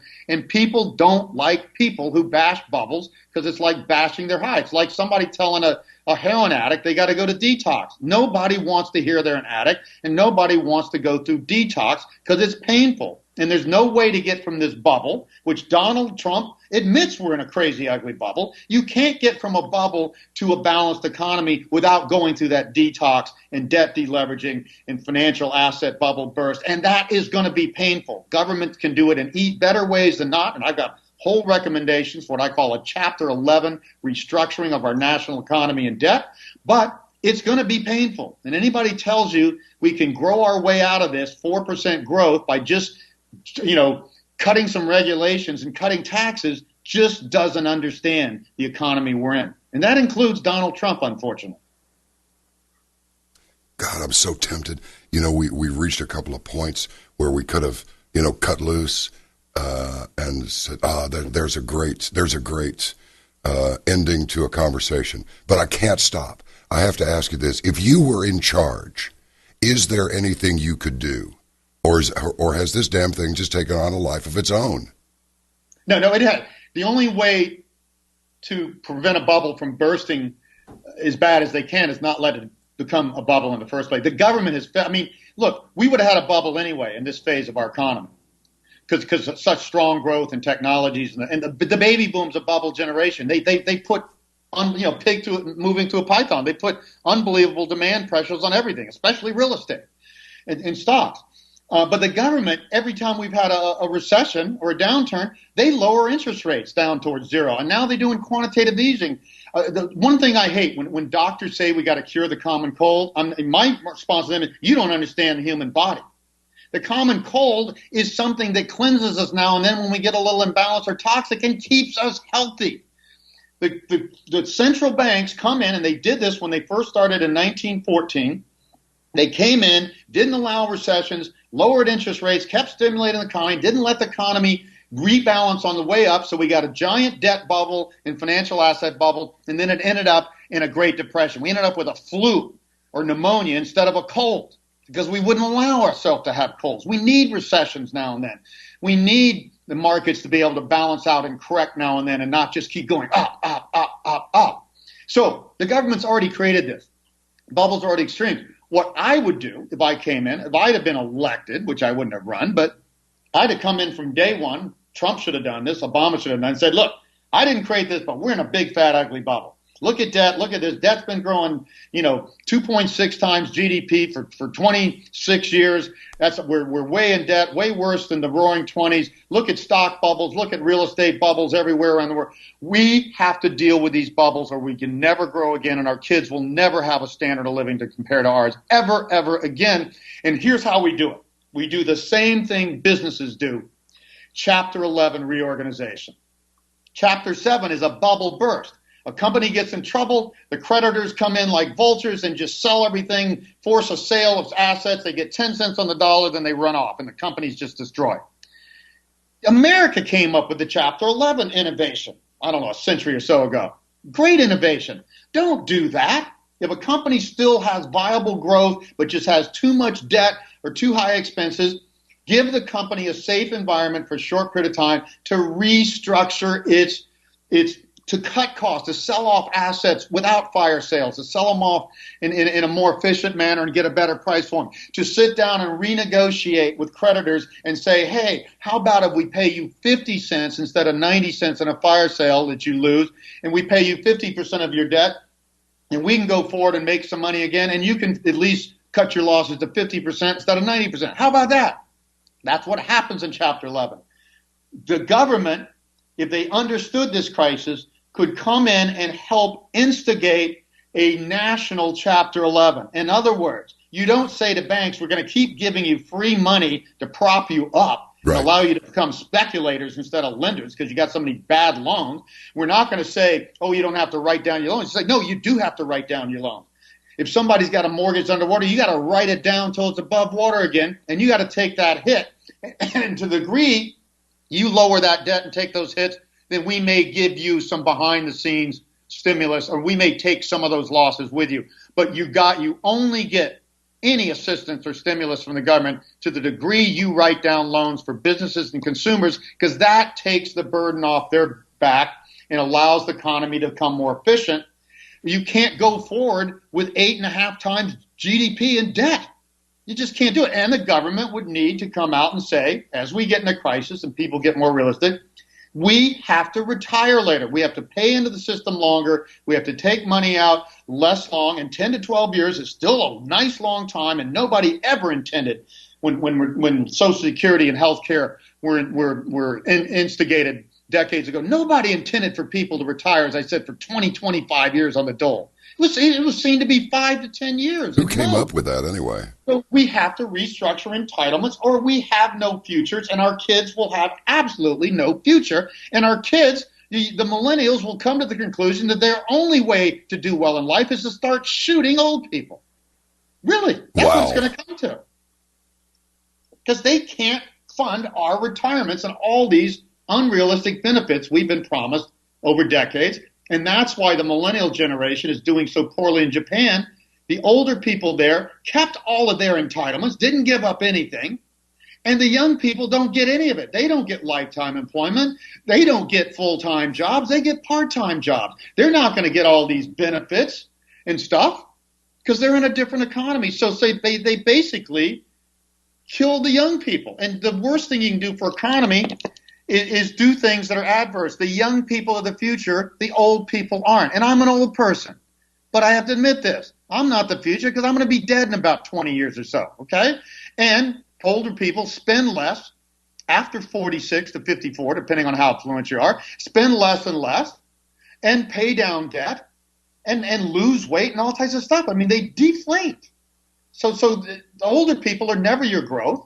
And if you punish your younger generations to keep all the bloated promises to your older generation like the baby boomers, you're going to kill the economy and kill that generation. And at some point, they're going to have to say, we just won't do it anymore. We're not going to pay Social Security taxes anymore because it's all going to you baby boomers. We're not going to pay these high health care premiums. We're going to maybe the young people break off and form Young America and say, the hell with you old people. Nothing would surprise me. Yeah. Harry, have I ever told you that you have gloriously illustrated and vindicated in the manner of Patrick McGoohan, the late Patrick McGoohan, the right of the individual to be individual with your damn the torpedoes? This is how I see it. This is what my research reveals. And yeah, you can say that, oh, he's like a squirrel, a blind squirrel looking for a nut. It's like, yeah, maybe so. But when he finds one, it's a hell of a nut. And it was well worth waiting to find. Could I just say that I hereby induct you into our Order of the Ark Knights? And this assembly rises to you, Sir Harry, because I'll tell you what, you're just one of those guys that just keeps punching. You cut your own path. You say what you got to say. And I think people would do well to listen to you because I cannot agree with you more. This country is being run, if this country were a company, which in some ways it is, of course, you can't run a company and spend 8 times what you're making and just keep rolling over your debt. So, Harry Dent, you have posed a really interesting question, and that question is, what's the matter with everybody, and why can't you see this? So I say more power to you, lad, and you're looking fit and strong. I think you're going to go way longer than 20 years more. Well, like I said, though, they call it denial, and it's not a river in Egypt. And, I mean, that's human nature. I mean, I'm a cycle guy, and I tell you, it's tough for me at times because if you really understand cycles and Newton's third law, you know, the equal and opposite reactions, if you're having a really good cycle in your business or you're really doing well in your income or in your investments, it's going to go the other way at some point, and a boom's going to turn to a bust, and inflation's going to turn to deflation, and you know, day's going to turn to night, and it's like people like the daytime, and you know, most economists, if they could cut out our sleep, they would, because they'd say it's not good for productivity. No, we couldn't be productive, healthy people if we didn't sleep 6 to 8 hours a night. That's why we sleep. Cycles, all the innovations in cycles, most of them happen in the downturns when we're challenged. Then they go into then they move into the economy when we're nurtured with the growth, and then that's when we adopt them. So this is a cycle. We need booms and busts. We need inflation and deflation. Inflation and deflation are where the big innovations happen as well, like in the recessions and depressions. So we need a kick now and then to challenge us. We don't want it. People don't like cycles and don't look at cycles, and they certainly don't look at bubbles. because they want to believe they can just grow incrementally, get better every year, and then one day die and go to heaven and then never have to suffer again. That's the way human psychology thinks, and it's not reality. And this is why I get so much flack. People just want to attack me because I'm kind of like bursting their bubble, you know?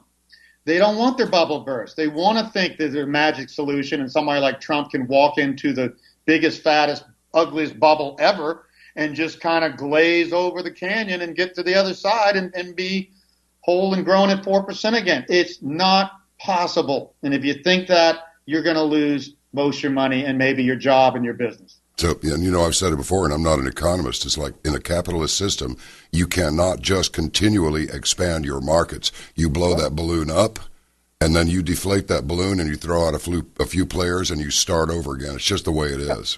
Yeah, a recession's like a cold, to do a little cleansing. A recession's like sleeping at night and resting and slowing down so your body can repair and your psychology can work itself out. These things are necessary. I mean, our creator's not an idiot. I mean, cycles are inherent in everything. And so, I mean, I tell people, everybody sees me as like the demographics guy. No, I was a cycle guy. Then in the 80s, stumbled on demographics because I was studying the baby boom for my entrepreneurial clients that I was consulting to strategically.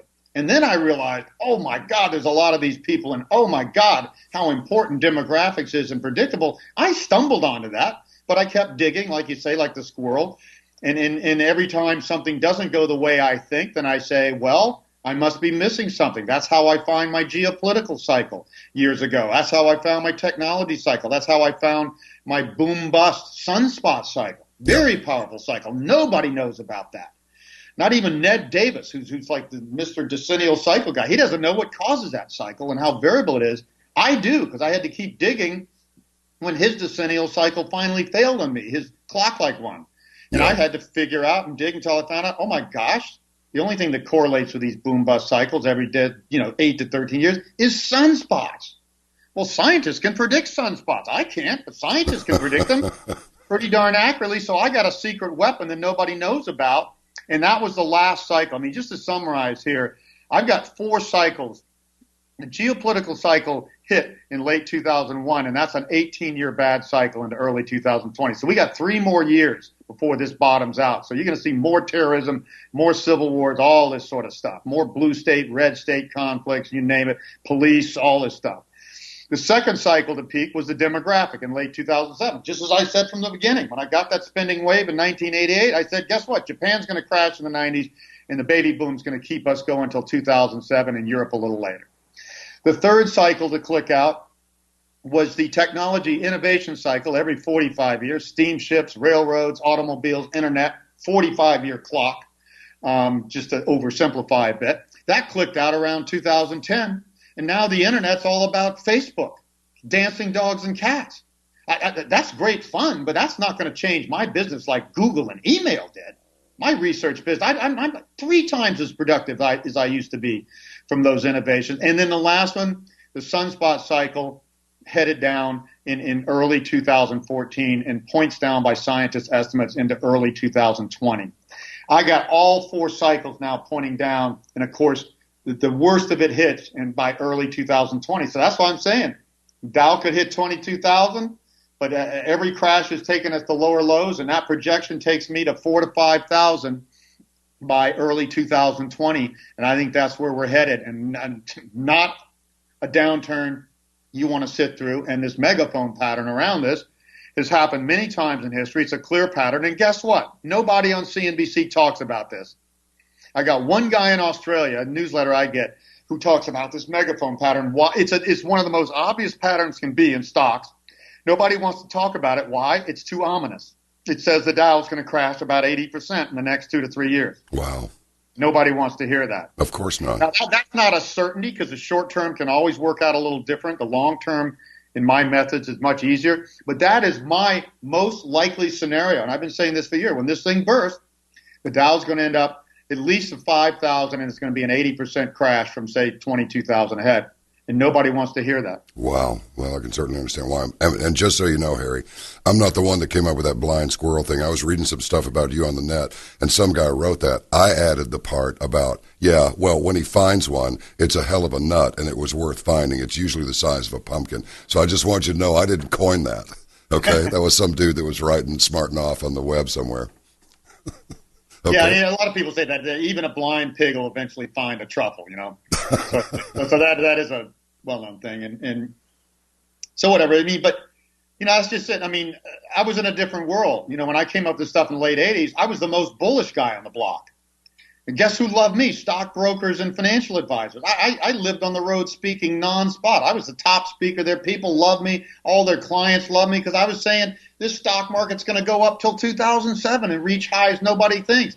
So it's much easier. People are going to like you better, even if you're out of the box, because I was out of the box then, if you're bullish. But now that I'm bearish, I couldn't speak for a stock brokerage client dinner, you know, if I paid them to speak. You know what I mean? Yeah, they pay you not to show up. Flip side of the cycle. Yeah, okay, we've had the greatest bubble and boom in history, which I forecast more than anybody else. Now with the same methodology, I'm saying now we're going to have one of the greatest busts since the Great Depression. Well, that's what cycles do, but people don't want to hear that. And so people, I mean, I get the most vicious hate mail there is. You'd think I was Hitler or somebody. Yeah, I get some of that myself. Yeah, it's funny. A guy who's studying money and the economy gets hate mail. I mean, what a commentary on the human condition. Yeah, a guy who tells you how you can forecast the key trends in the economy over the rest of your lifetime, and I'm Darth Vader. Yeah, well, I believe the earth is round and not flat, yeah. And I'm a total moron, right? Okay. Harry, it's great talking to you.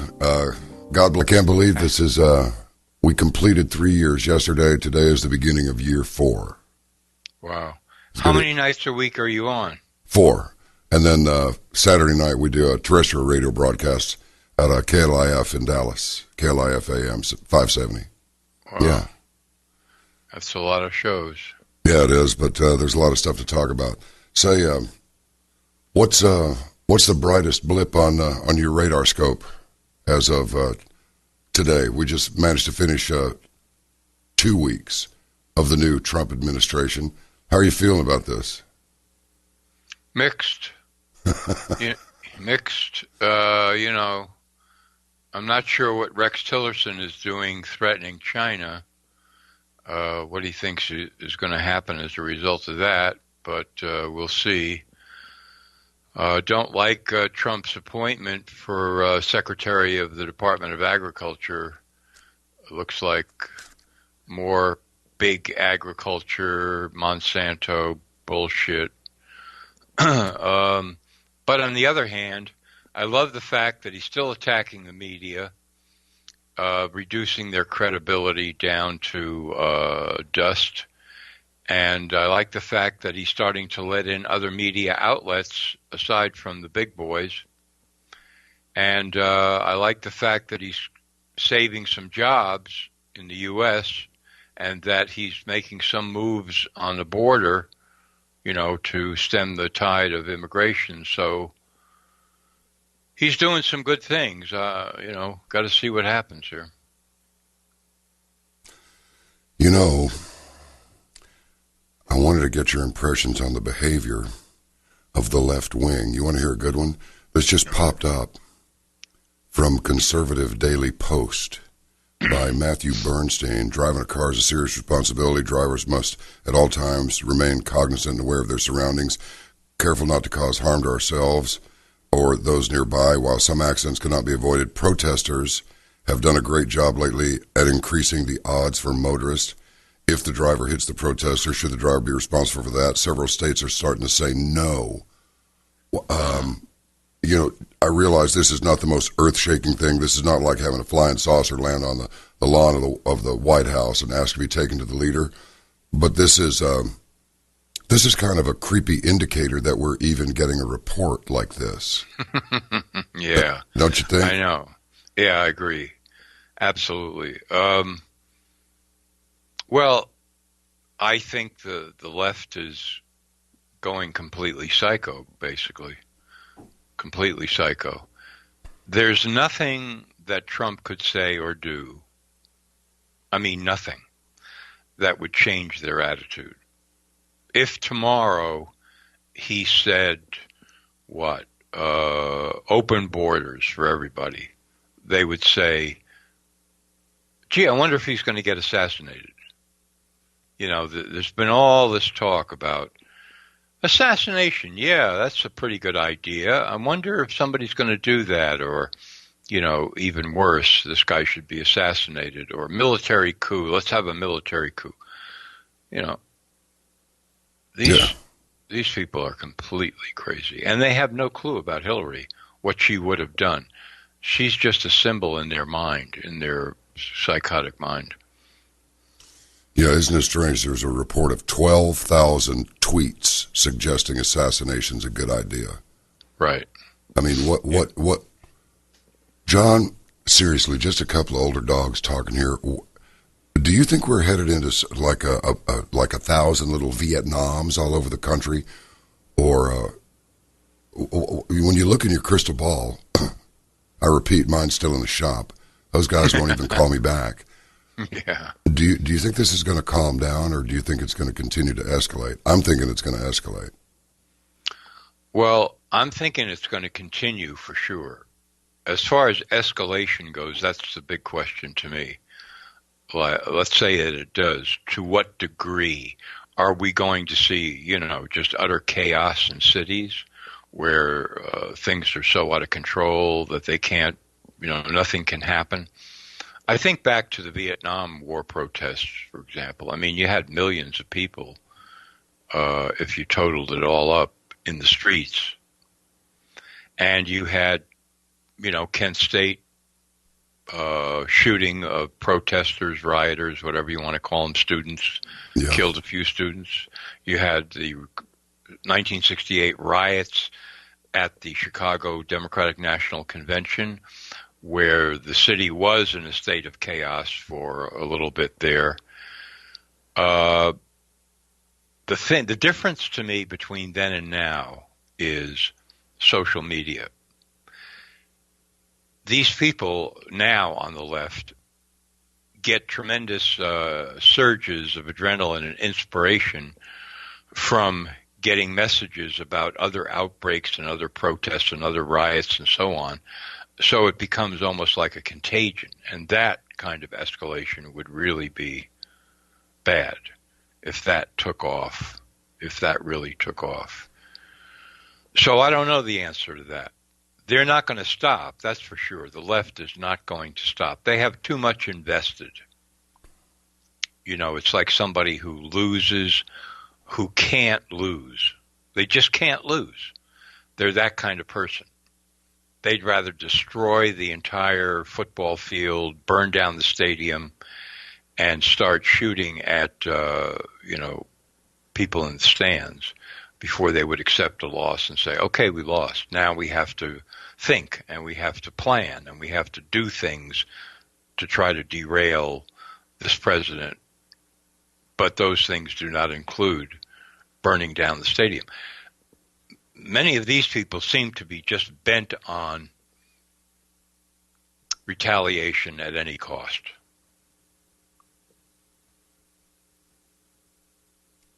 Yeah, I just wonder what it is that, it's pretty easy to understand this. The schools have been indoctrinating these little self-entitled, they're calling them snowflakes now, for a long time. And so now that self-entitlement mentality, along with a few bucks from people like Soros and so forth, these protest organizers, we know they're paid, and we know there are plenty of useful idiots out there that are willing to, let's rage against the machine, rail against the establishment, rage. They're starting to say things like we're all Muslims now and all this other nonsense. It's crazy. I just really wonder where we're headed. And again, I repeat, this is just week 2. I'm wondering what about month 2 or year 2? I mean, I really don't even know if I don't know which will break first, the civilization or the presidency. I don't know, John. I could make all kinds of speculations here as to what's going to happen. I do know that nothing on the agenda of Trump could possibly mollify these people. Bringing back jobs, inner city communities seeing a resurgence because manufacturing jobs come back where they were stolen before by the globalists. That would not even make a dent. These people would not care. They don't care about lifting anything up. They're just interested in tearing it all down. And I agree with you. It's the indoctrination that's been going on now for several generations where there is no substance to it. There's nothing you can grab onto except free everything, freebie everything for everybody, total open borders, like the protesters were shouting the other night. Open borders, no nations, no deportations. That was what they were shouting. Well, that's the perfect globalist agenda. That's it. You are now supporting all the transnational corporations in the world that are spewing horrendous GMOs and pesticides into the environment, et cetera, the pharmaceutical cartel with their toxic drugs and so on and so forth. You are now supporting all of that because that is at the heart of the globalist agenda. And these kids have no clue whatsoever that they're doing that. You would never be able to point that out to them. But that's what they are. They are now total pawns and dupes for the globalist agenda, which, when you take a look at it, that was always the theme of the indoctrination. Green economy, sustainable economy, recycling, lower energy production, global warming, save the planet, et cetera, all of that. When you start to scratch below the surface, you see that it's all a front. It's all a front for the globalists and the takeover of the entire planet and the end of sovereign nations, and that's what the flood of immigration is really all about. It's quite intentional. And these kids don't have a prayer of ever seeing it or wanting to see it. There's a whole bunch of them that just want, suddenly they don't have to pay to stay at college. That's it. No debt, no loan, no nothing, just freebie everything. We can continue to do drugs, get drunk, party, hang around, go crazy for 4 years, 5 years, 6 years, whatever it is at college. There's a lot of them like that. Oh, boy. Well, I guess there is one bright spot in all of this, and that is at least mainstream media is being brought to its knees. Mm-hmm. At least the mainstream news media is being brought to its knees. Did you catch this thing when Robert Reich was talking to Lemon over on CNN and suggested that these rioters out at Berkeley were actually, he wouldn't bet against them being right-wingers. They were bussed in from other places. I'd never seen these people before, as if he walks around the campus recognizing faces, but he didn't recognize anybody that he'd seen there before. And CNN just sits there and just sucks it up, just laps it up like a cat over a dish of cream, with a fish next to it. It's crazy. Yeah, it's disgusting. I'm kind of enjoying this in a way because, when we were young bucks, it's like this establishment is really the pits. We need to rebel against the establishment. It's like, well, behold, we had to wait a while, but look at I didn't know that was going to be the news media that was going to be the main establishment, or as they're called now, the opposition party, because they really are. And I'm telling you, they push out more nonsense. But they want fact checking, but they don't ever promote any actual facts. Maybe they do sometimes, so I won't say not ever, but wow, what a grim future for the Fourth Estate. Yeah. Well, it's about time. They've had their day.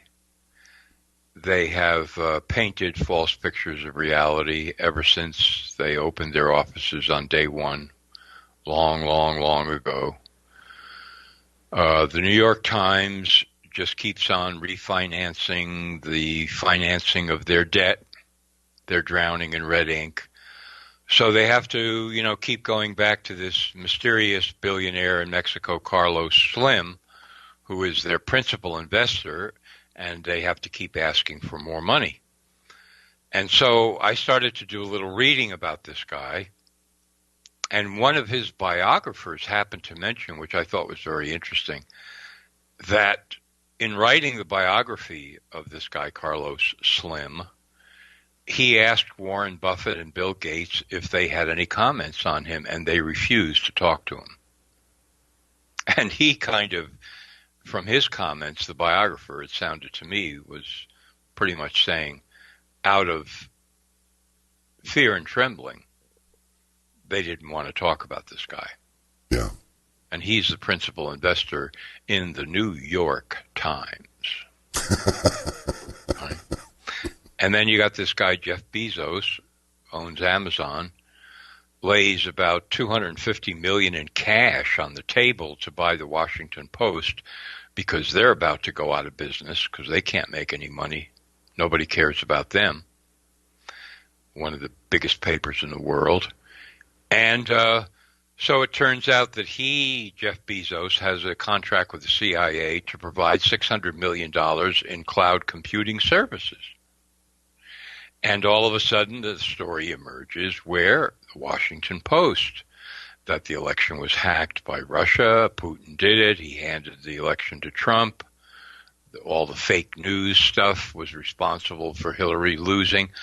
Originally, most of that stuff came right out of the Washington Post, and they got their information from the CIA. So, I mean, anybody with eyes to see can realize that that's just a totally pumped up bag of nothing that was invented. So these outlets, these major media outlets, are just committing suicide every day in every way. I welcome it, and I want to see more independent media arising everywhere in the world, because to me that is one of the major steps that somebody can take in trying to put things right. Oh, boy. Well, I have a feeling we're going to have plenty to talk about over the next few weeks and months. I've been saying this all day. It's only week 2. I really wonder what month 2 is going to look like. I wonder what year 2 is going to look like. And I think these threats against the president are actually real. There's some stuff circulating around now about how, for example, the Clintons, black lives don't really matter to the Clintons where Haiti's concerned. They stripped off, just an unbelievable amount of money, funneled it into the foundation, is the report, did not declare it. And there seems to be a suggestion that these people are willing to launch a coup from the inside for the express purpose and the sole purpose of protecting the Clintons. I mean, how is such a thing even possible? What is it that makes these people so special? I just don't see it. Neither do I, but you never know, because in protecting the Clintons, they're protecting a lot of other people. I mean, all of the donors to the Clinton Foundation, for example, associates of the Clintons over the years, political allies, so maybe it's bigger than just protecting the Clintons. But I do think that an essential part of this strategy, as far as Trump is concerned, if you just look at Washington, D.C. itself and the government, centered there, the federal government, you're looking at multiple actions designed to disrupt and tear apart his presidency, aside from all we're talking about, the street protests and violence and riots and so forth, from within. And a few, at least, of these people have to already have infiltrated the Trump team. But there are many, many others who have not. But they are doing everything they can vis-a-vis Congress, vis-a-vis the bureaucracies of the departments in the federal government, agencies, and so forth. It's like a multi-front attack. If we try to screw up, dismantle, and disrupt his presidency from 10 or 12 angles at the same time, there is no end of the harm, that mischief we can cause, because we know he's a very impulsive guy, and he has a certain boiling point after which he just begins to go off. And this, I believe, is, again, completely programmed, intentional, planned strategy to destroy Trump's presidency from the inside. I don't think it's going to work. I think that Bikers for Trump is just the beginning. I think they're going to see a wall of meat, as those guys refer to themselves, that's beyond their limited imagination by a really long way. I don't think they're going to make it. I think they're going to make noise, and as you say, I think it's going to continue, but I don't think they're going to be successful. The only way that I think this president can be dumped is military and industrial CIA complex action of some sort, and I think it would be based on exactly what you said, that continuing to that I don't think no matter what the Clintons do, I think eventually, unless they somehow regain power in some way, like they don't have any right now, unless they regain it in some way, it's just a matter of time before their legend that they've established for themselves is revealed to be completely fraudulent, and what they have been doing is going to be revealed, and they're going to be in a great deal of trouble, irrespective of how old they may be. There's no age limit as far as statutory limitations on the kind of crimes that they've allegedly been guilty of committing. So, it looks like Chicago gangland politics. Mm-hmm. And that's all it looks like. Yeah. Well, look, thanks for coming on the program, my brother. I appreciate it. Hey, John, happy anniversary, third anniversary. Really glad you're there and flourishing, and I'm sure we'll be talking more. I just feel that what's going on here, it's a revolution. We're in the middle of it here. Here we are. And there are some very good things happening. But we've been talking about the other side of this, which is pretty dark. And stay alert. All right. Stay healthy. Stay fit and strong like you are. And we'll talk again soon. Okay, man. Thanks so much. Thank you. Bye-bye. John Rappaport, everybody. Well, what next? Hey.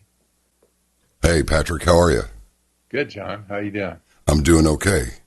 I can't believe we completed 3 years yesterday, and we're now entering year 4 here. So I'm happy you joined our little birthday party. That's a good birthday party. Yeah, it is. Yeah, time flies, doesn't it? God, I can't believe it. I've been here like 50% longer than with Coast to Coast in the Saturday slot. It's pretty strange. I don't know what's happened. There must be a disturbance in the space time continuum or something. Because it just seems like, yeah, we've been doing it a year or two. It's like, no. Yeah, that's right. Well, hey, look at it this way. You're the only one that can fire yourself this time. Yeah, that's kind of fun. That's a good idea. I'm tempted to sometimes. Wait a minute, I can't. Say, what are you making of all this chaos out there in the streets? We just spoke with Mr. Rappaport, Monsieur Rappaport, and he says, boy, I'll tell you, he's looking fierce. He's beginning to look more like Moses every day. I told him the last time he was on the show he needs to get a staff, a biblical-era robe, and just have a large tablet computer and just stand there, and that'll be his new logo. But, he's saying this is we're in a revolution. I think he's right. What do you think? Yeah. Well, I'm thinking back to the 1960s in particular. The left was unplugged back then. That may be a tad before your time, but it was crazy. The radical left just went nuts. There was no satisfying them whatsoever. You couldn't reason with them. All he wanted to do was go to the streets, burn cars, make trouble, break windows out of stores. They were just nuts. And I really see this kind of as a return to that right now. It could turn into a revolution, I suppose. But back then, the left, that radical left was supported by some money. You can't do that for nothing. It takes money to go out and protest like that. I mean, who buys the hoodies, and the black mask they pull over their face? But this is kind of like what I remember back in those days. You just shake your head, go, well, what the heck are they doing? Well, you see people like maybe the Soros crowd pouring money into this radical protest, break everything up, get news headlines, and it's with an agenda. There's no doubt. It's absolutely with an agenda. Yeah, that's interesting. I noticed it, but I didn't mention it. Are they all buying their masks and their black suits at the same shop, or what? Somebody's making a lot of dough. It's like protesters are us, or what? Well, I know if it was only the mask, that's just a good example. If it was only the mask, it wouldn't be that much money. But these thugs are getting paid to go out and do what they would do. Why else would they risk a criminal record? There's no reason to. There's just no reason to. Even if you're just a mean-spirited anarchist, that doesn't necessarily mean that you go out and start breaking things up. And for the most part, that hasn't happened in American history. It takes somebody to push them along and somebody to lather them with money and say, hey, we'll pay you X dollars to go out and make trouble, and you can have fun too.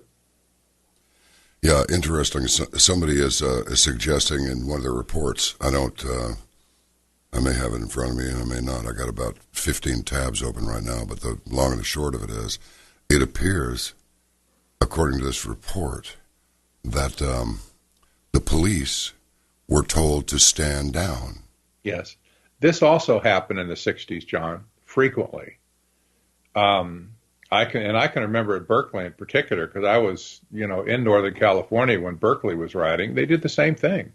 The police just stand back, and for some reason, if these radicals are perceived as doing this for a cause, like if there's some cause associated with it, somehow that's okay with the police. They're expressing their free speech and they're trying to, change society, this, that, and the other. They get a free pass. Anybody else that went out in the street and did that, they'd get arrested and thrown in jail, and they throw the key away.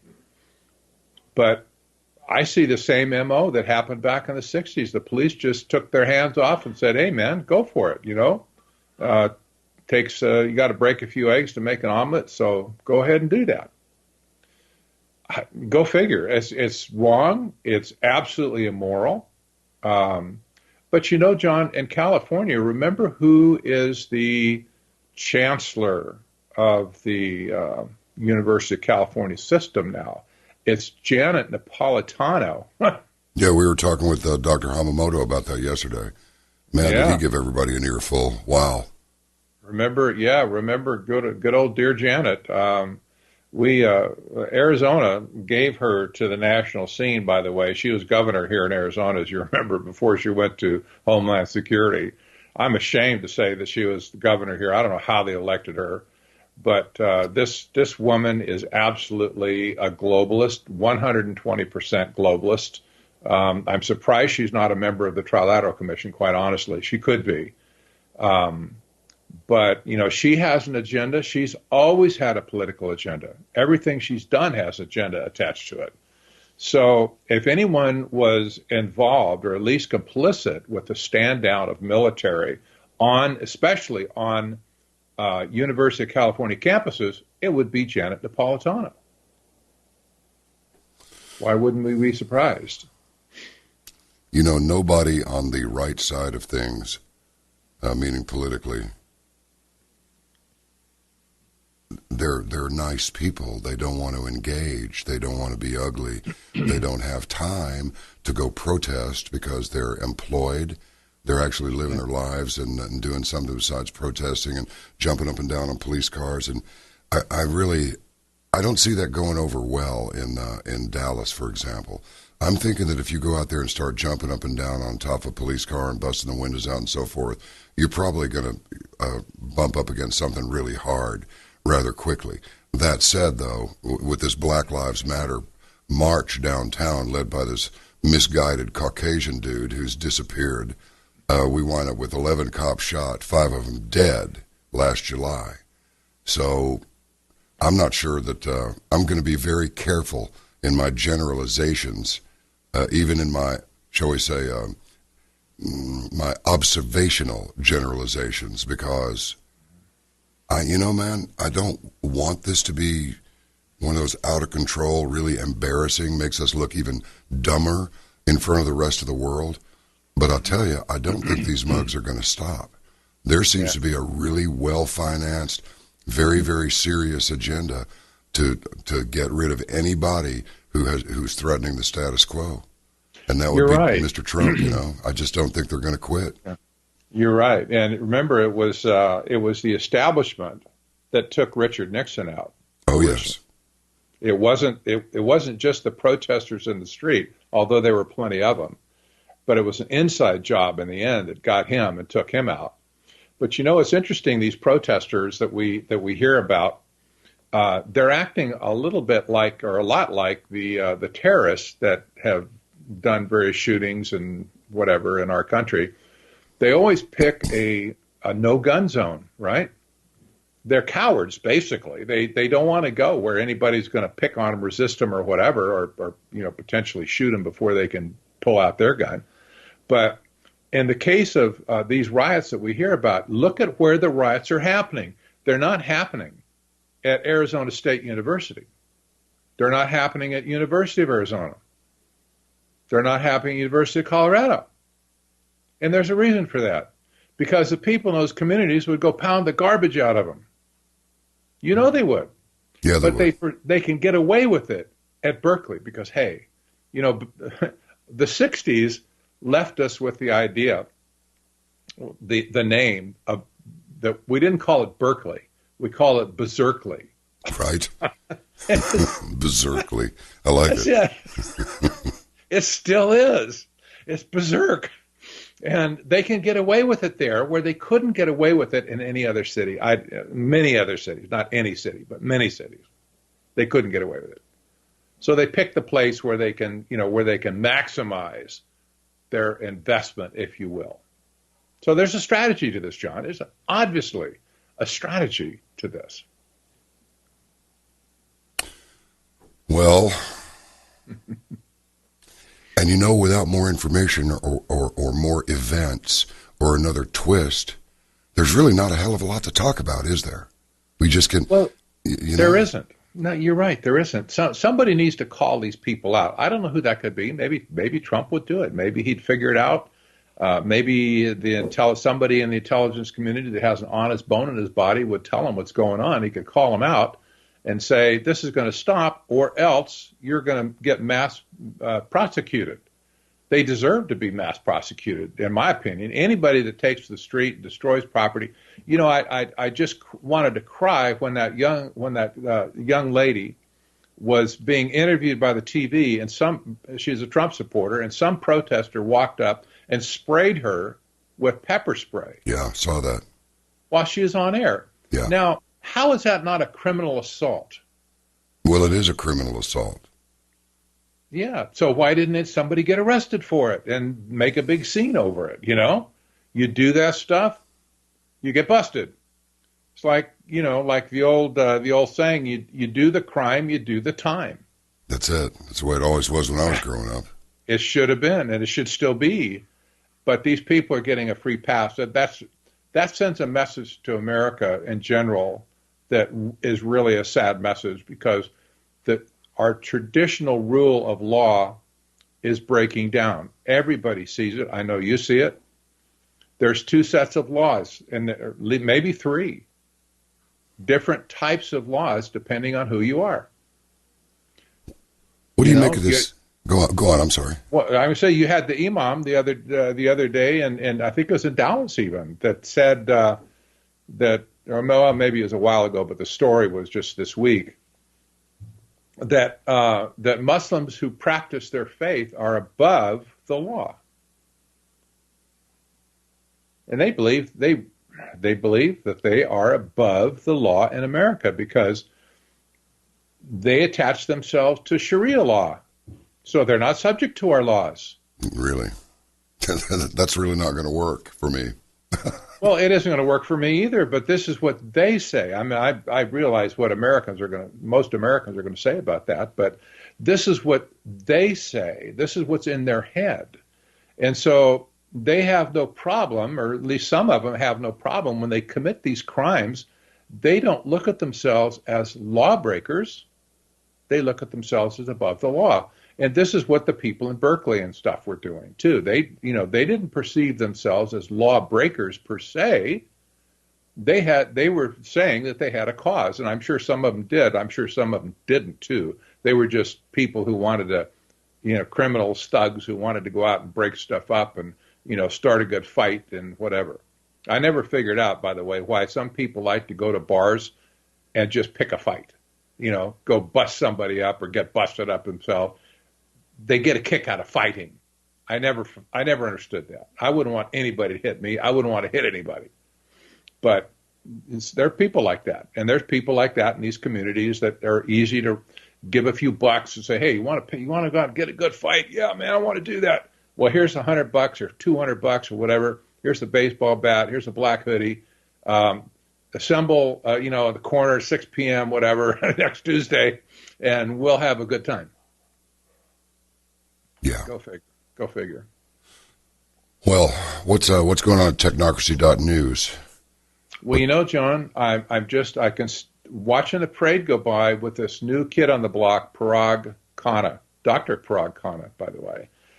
He is writing prolifically about his book, Technocracy in America. And he's calling for direct technocracy. This guy is a world-class scholar, by the way. And he's writing articles every week now, appearing all over the place in global media. He just wrote one today called, let me see what the actual headline of this article was. I put it up on technocracy.news as one of his quotes. He said, "Technocracy is not a liberal phenomena." Oh, really? Okay. I disagree with that wholeheartedly. His story in Project Syndicate, which you probably have run across somewhere along the way, is recovering the promise of technocracy. That's what he's right. That's what he just wrote about this week. And this guy's coming on strong, John. They're listening to him. The world press is listening to him. He's doing videos. He gets lots of hits on his videos now. You can see the machine is gathering steam as it goes forward. And Khanna is leading the pack, literally. But, all the stuff that I've said in the past on your program, that first presentation I gave, you remember 2 years ago now, on technocracy, everything that I said, John, and everything that I wrote in my book, Technocracy Rising, is coming true. This guy has laid it out, lock, stock, and barrel, laid it out clearly, exactly like I said, and validated that, yep, that's the plan. That is the end game. Technocracy is what is going to control us in the future if we don't do something to stop it in the meantime. And I might add, John Rappaport has this right now, too, by the way. He is really plugged into technocracy now. He understands what this whole thing is about.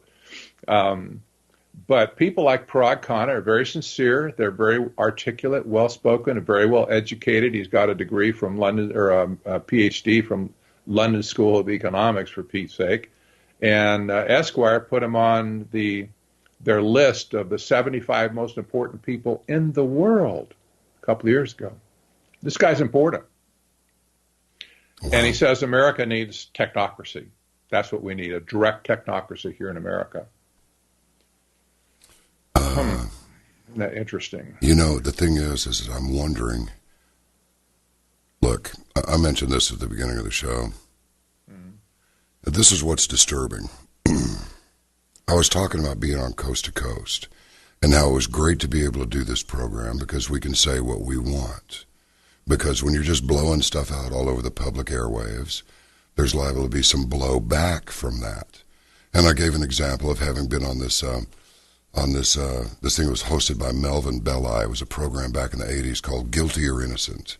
And they decided it would be fun, since they knew I was a former disc jockey in Dallas, to have me be in one of the episodes as a disc jockey who had promoted a contest, catch the station van and get the tickets. Well, somebody had gotten a little carried away and they wrecked their car and killed themselves, and now the disc jockey personally and the station are being sued. And I said that's probably what Coast to Coast wanted to avoid was blowback from talking about things like, global communism, global warming is a fraud, Benghazi is a gun deal gone bad, stuff like that. And what we got back was, I didn't know you left Coast to Coast because of a car wreck. No. And the other one was, John, I wish you believed in free speech. And I'm like, Jesus, help these people be blessed with a better attention span. Now why am I telling this story now? Because there are enough idiots out there. I'm not saying these other people were idiots, they just misunderstood, that's all. But there are enough real no-kidding hardcore idiots who will listen to just a little bit of what this author is putting forward. It ain't technocracy going to be great.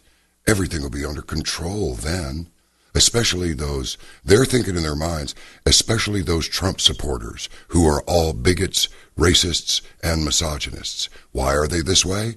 Because we say so, and technocracy will help us control this.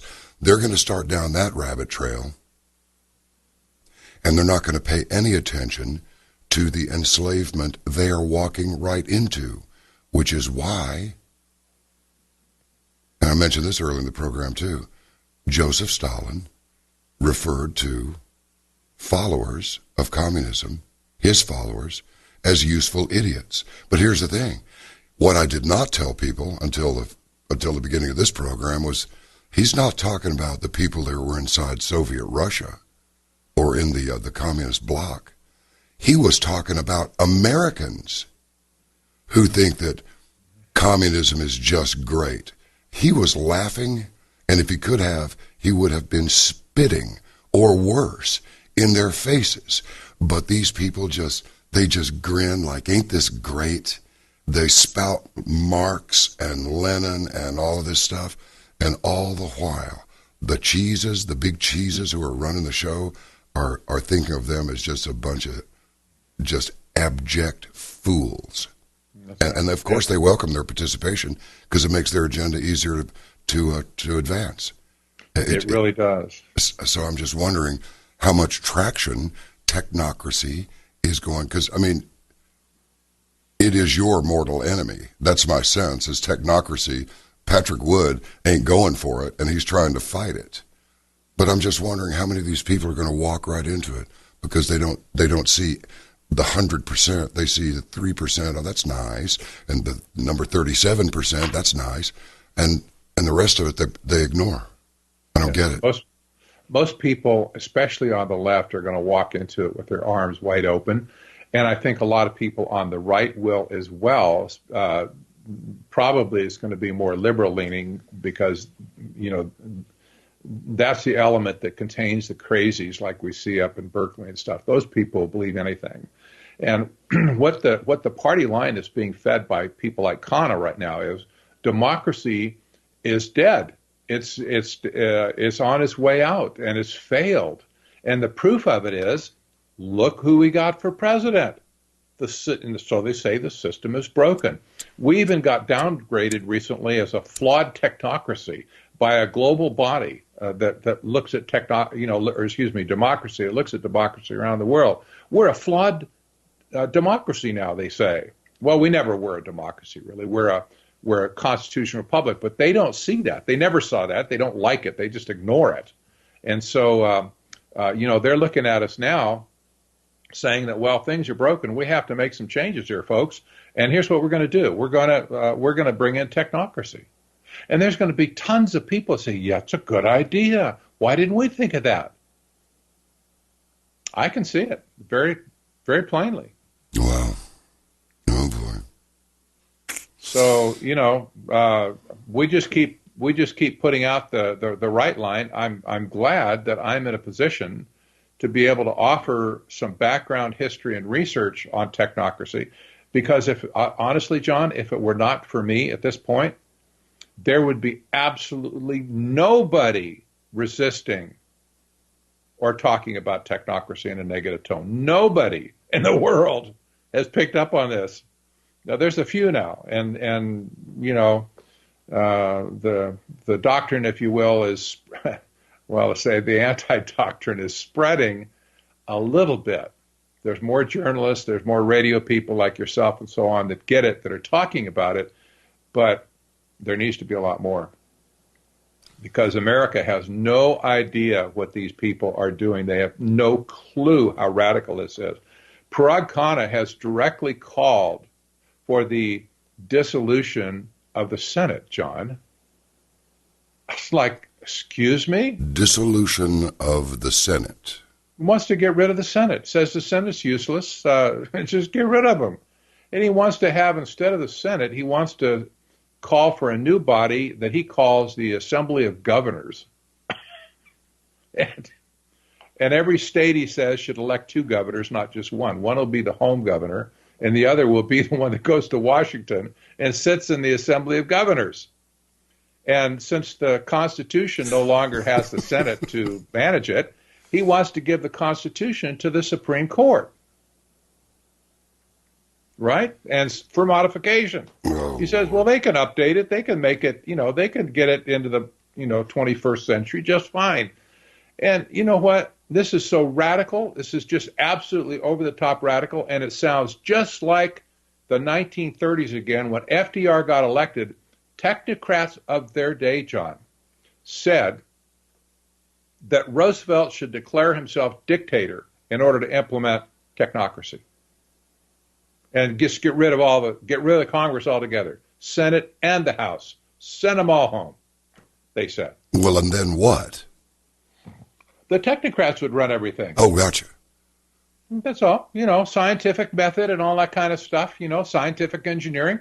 Just let them do everything. They said, well, we're going to do the most efficient thing, and it's going to be scientifically correct, and the data is going to guide us in our decisions. Wow. And it's like, these people were unplugged. Well, Americans figured that out before the end of the 1930s, and they got scared and rejected technocracy. But it's coming at us from a different angle now, John, and they're not revealing their totally radical nature, as Parag Khanna is now doing. Patrick, so, I'm looking at the Drudge Report, mm-hmm. and Der Spiegel has got a picture of Trump, a cartoon of Trump, with a butcher knife in his left hand and the head of the Statue of Liberty in the other.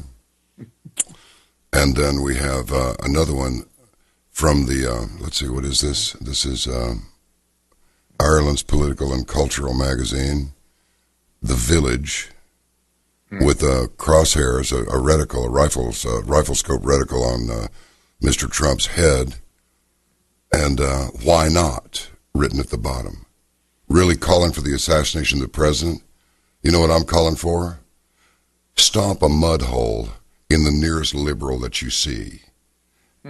They've already cleared the way for you to run over them if they get in your way before they start attacking your car and dragging you out of it, probably screaming at you the question, who did you vote for? And if you don't answer Clinton quick enough, you get dragged out of your car. My deal is, well, you can't say that. You're fomenting violence. It's like, listen, I don't offer any disrespect. I don't take any. I don't threaten anybody with violence or make problems for anybody, but I got the means to make problems and violence for anybody who brings it at me. And I think we better get ready because these people are out of control. I mean, it's one thing to smart off and be an alpha hole and just, just be iconoclastic. Just go way out on a limb and just be the smart aleck of all smart Alex. But it's quite another thing when you start suggesting, really, what would have happened if somebody had published a picture of that glorious genius of a leader that we had to deal with for the last 8 years, him and his disgusting minions. What would have happened if anybody had a picture of Obama with the crosshairs of a rifle on his forehead saying, why not? What would have happened to them? Swarmed by what? Secret Service and FBI hostage rescue team? Mm-hmm. Probably. So I'll tell you what I think. I don't think this is going to end well at all. It doesn't look good. It's not encouraging right now. No. But, the people that are getting the free pass, aside from the Berserkleys crowd that are riding in the streets up there and burning stuff and throwing Molotov cocktails, they get a free pass when they go out and break the law, right? The media gets a free pass as well because they hide behind free speech. They hide behind, I guess there's really who's going to criticize them. They're the only ones that can do criticism. They don't criticize themselves. So they get a free pass to do stuff like this, just like the Berserkleys get a free pass to do what they do. But if you say something that can be interpreted as fomenting violence, you get attacked. I remember Michael Savage getting banned from going to Great Britain. He's still banned from going to Great Britain. I know. They said he fomented violence against somebody. He never did, but they claimed he did. So they vilify him to the nth degree while they plan their own attacks through the media and their own attacks through protests like in Berkeley, California. Well, isn't it funny now that idiot Robert Reich says that he didn't recognize any of the people at the protests. Like he hangs out at the university all the time, I guess. Yeah. And they said, well, is it possible? This guy named Lemon on CNN says something like, well, is it possible that they're right wing? Well, I wouldn't rule it out. So he's trying to suggest that the left wing protesters are actually insane right wingers. Yeah. I mean, these people are disgustingly weenie. And you're an educated man and you're a nice man and probably a little bit. You're kind of hanging with the bikers now, so to speak, because because I'm not diplomatic in my approach sometimes because diplomacy's not working. It's not working out there. We've mollycoddled these little pukes about as long as we can afford to, and I think what we really need to do is begin approaching the MSNBCs and the CNNs and the other three networks as well, the mainstream ones, ABC, NBC, CBS. As long as Fox tends to their knitting properly and reports accurately, then we'll leave them alone. But these other mugs, I think we ought to have some protests outside of them saying, we're going to put you out of business. We're going to put your names on a list. No one, you're going to have the mark of the beast on you. No one will buy or sell anything with you or from anything to you or from you. You will be an outcast in this society. We want you to become homeless and destitute under a bridge somewhere. That's where you need to go because you are traitors to this country. That's where I am. Is that too radical? Because that's where I am. Nope. That's the way a lot of people feel today. And I have to say that has nothing to do with Trump or anybody else or Clinton or whatever. There's a lot of Americans, period, that just feel that way right now. And it is very disturbing. Yeah, it's going to get to the point where people are going to ask, we are literally rolling back the clock 150 years. We really are. What a schism between left and right. And I think they're way more on the right than on the left, but they're just holding their water until what? Until something really bad happens? I think we better take action now, but look, I don't want to get you all jacked up here, so I'll slow down a little bit. I'm that way all the time, John. I'm like you. It's okay. We're birds of a feather, I'm sure. How I wish you were my lawyer. How I wish you were my attorney. You just reach over and go, just let me, okay? Don't say anything. Yeah. Robert Reich, by the way, is a member of the Trilateral Commission. We had back in the 70s when we were writing about the Trilateral Commission, their response to us was to sweep us either to the far left or the far right. And that left them in the moderate middle, always. So they always put up a protest. There was always somebody on the far left to compare us to, and there's always somebody on the far right to compare us to. And they did it methodically. And it really worked in one sense. Well, our message was pretty much nullified by 1982. And, we even had there was even a sitcom of Barney Miller that talked about the Trilateral Commission, where some guy had broken in and broken a globe or something, and he was trying to get them to admit as to what they were doing, right, in the Trilateral Commission, and he got arrested, and Barney Miller people, they brought him in and they questioned him. It was kind of a funny skit, but it swept us to the far right or the far left. And they're doing the same thing today. Like Reich's comment just gave me a flashback. It's just like, well, are they far left or far right? Doesn't matter. Whoever you don't like, just get the broom out and the dustpan and sweep them one way or another. Doesn't matter where you sweep them. Oh, man. Just get them out of the middle, because we're the middle. Don't you tell us we're not the middle. We're the moderate middle.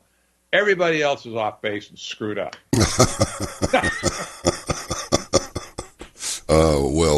Okay. So I guess there's nothing else to argue about, right? Well, I guess not with them.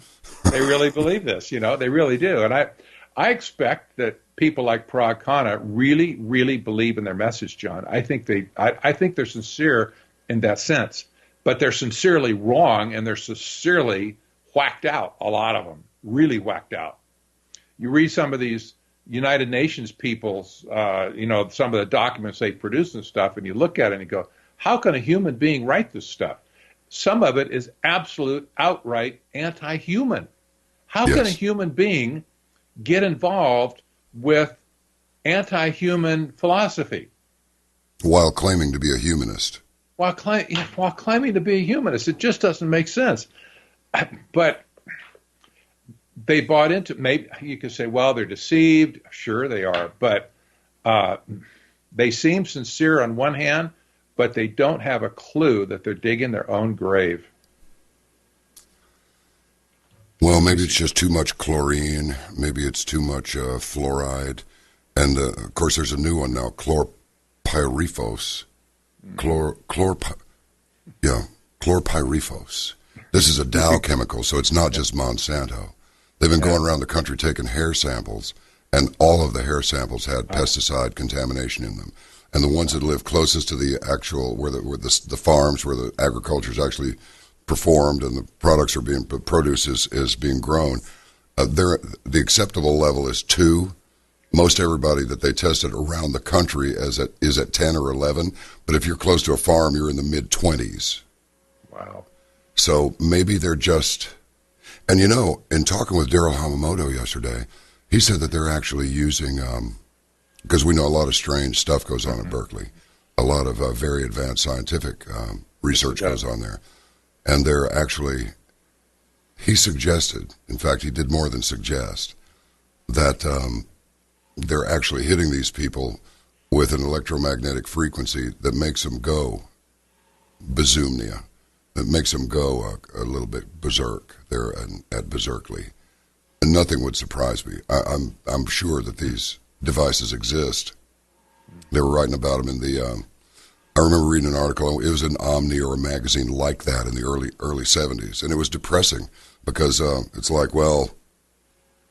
The soldiers came and we didn't care, and they tore up a bunch of stuff and killed a bunch of people, and we didn't care because they'd been hit with an electromagnetic frequency that just made them completely apathetic.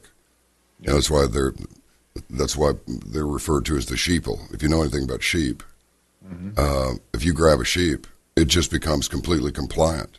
It doesn't struggle. It doesn't do anything. You just throw it down on the ground and go, come here. Give me your wool and shut up. And it just complies, and they're capable of doing that to human beings now. So I'm beginning to think that tinfoil hat, or maybe a full coverage tinfoil helmet, is not a bad idea. Not the nicest fashion statement, but useful. Yeah. All right. Well, look, thanks for the time. I like just sitting around shooting the breeze with you. Thanks for the birthday wish, and And let's get together for a nice long program as things get ever more interesting and maybe even, wow, this is just so stupid. It's worth really studying. We need to determine the origins of this craziness and stupidity. That right there would be a 4-hour program. Yeah, it could be. I recently made a new presentation on smart cities, and in particular the global smart city. And we see Parag Khanna, Dr. Parag Khanna, talking about smart cities and connectivity and the big global meme that's taking place right now, the mega trend, if you will, is to connect all of the global cities together and just do away with borders altogether. It's an incredible story. It just really dawned on me for the first time a few weeks ago what's going on with this global city stuff. And again, it seems like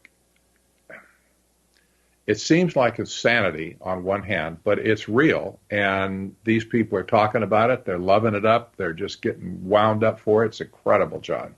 So maybe we could do a program on smart cities one day and, kind of expose what these people are doing with global cities, mega cities around the world. Well, that sounds like a great idea. It almost seems like these people would be better off just writing, science fiction stories of and go ahead and just be theoretical all you want. But really, do we really want to allow people to roll this out into our reality? I think it would be better as a movie or a book somewhere. I'll tell you, I'm going to say it again. I've said it for, 500 times. These may not be the end days, the last days. Well, they'll sure do until the last days get here. That's right. Well, happy birthday to you, John. As I said earlier, you're the only guy who can fire yourself now, so don't do it, okay? Yeah. We need you around. Don't fire yourself anytime soon. No, I'm not going to do that at all. In fact, we're going to expand the operation. More on that later. But yeah, it's good to have a day when you can wish yourself many happy returns. But hey, thanks for being a part of it, Patrick. Amen. Glad to do it, and thanks for your time too. God bless. Talk to you soon. Bye-bye. Bye-bye. Patrick Wood, everybody. Technocracy.news. And you can sign up for little alerts, and they're handy, too. Whenever there's a hot story that comes across technocracy.news, it just shows up in your email box. And that's why I've got 15 banners across here, or 15 tabs up, because I'm telling you, those little alerts are very useful. All right, let's see who else will join our party. Hello? It's Dr. D. How are you? Good. How are you? I'm doing okay. Welcome to the birthday party. I'm excited. It's been 3 years. Finished 3 years yesterday. This is day 1 of year 4. Amazing. Amazing. I have a new name for you. What's that? I have a new name for you. What's that? The clairvoyant one. Really? Yeah, and when you mentioned Civil War, I got a little scared because you're usually right. Yeah, it bugs me. Do you know I've been working on this airplane book for a long time? Because I just go back and do it, and then I forget about it for a few weeks and go back, unlike some of these guys that just, I'm writing my next book. It's like, well, you just put another book out, But, in there, I wrote that in flying an airplane, there are a lot of cocky pilots out there, particularly in general aviation, when they're new pilots up, and I'm saying new pilot up to like 5 years of experience, unless they're flying every day, which I tried to do for a long time. Now I can't really do that, but I did. And in the book I wrote that arrogance will kill you quicker than ignorance will. And do you know what I came across today? So help me, and I'd never seen it before. Albert Einstein said, the only thing more dangerous than ignorance is arrogance. And I went, well, I'm in the groove. You are. I'm in there with Al.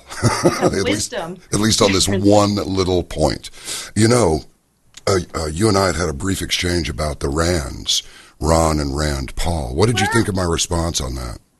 I thought it was interesting because one thing watching Trump the past 2 weeks, did you notice that he doesn't show his hand, but he's way ahead of everybody, right? Yeah.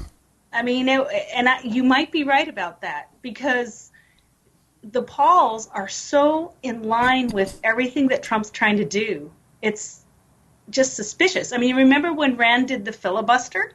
Yeah. I thought, this guy's tough. This little guy is tough, just like Trump. So you might be right.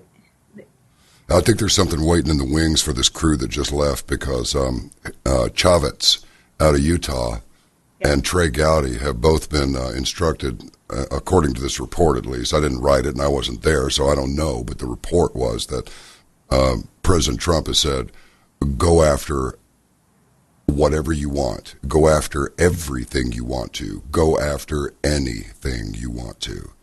So if you got Trey Gowdy and you got Chavez and you got the Pauls. I said the Rands a while ago. I don't know what I was thinking. Ron and Rand. I know who you Ron. mean. The Pauls. Yeah. Yes, not the Rands. Maybe I was thinking Rand Corporation. Where are they? I haven't heard from them lately. Yeah, maybe They're there's running a for little. cover. What's that? They're running for cover. Oh yeah, probably. The Rand Corporation. Stratford too, I reckon. But Yeah. but maybe we're about to see something here. Demetra, we're in week 2. What is So month? much. What's month 2 going to be like?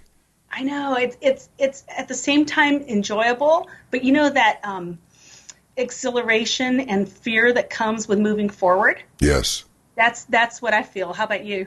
I do too. I said I was wondering. I looked it up, and it's like, why is my Kundalini kicking in? I'm not a yoga person. What is the meaning of this? But it's like, no. I start every once in a while when I see these things happen. I start getting this excitement rush. And I'm going, what is this? It's like it's the vibe of the times is what it is. This is an exciting, revolutionary time. You know, in a dangerous situation, that's when you really feel the most alive. And I think that's why people do all these crazy sports that they could be injured in because of the rush of. There's nothing that'll give you an appreciation for life like the threat of impending doom, and maybe that's why they do it. So. Yeah, I think that what's happening is the people like us, and think back to when you started the show. You used to bring on themes that literally turned out to be kind of clairvoyant. You were talking about things that I'm sure at the time that people were just rolling their eyes. Even though, people like us who were a little more awake weren't rolling their eyes. But, you were talking about like smart monitors and, like who knew that little Alexa thing from Amazon would be listening to your every move. But you were talking about those sort of things and the players involved. And now it's just all out in the open.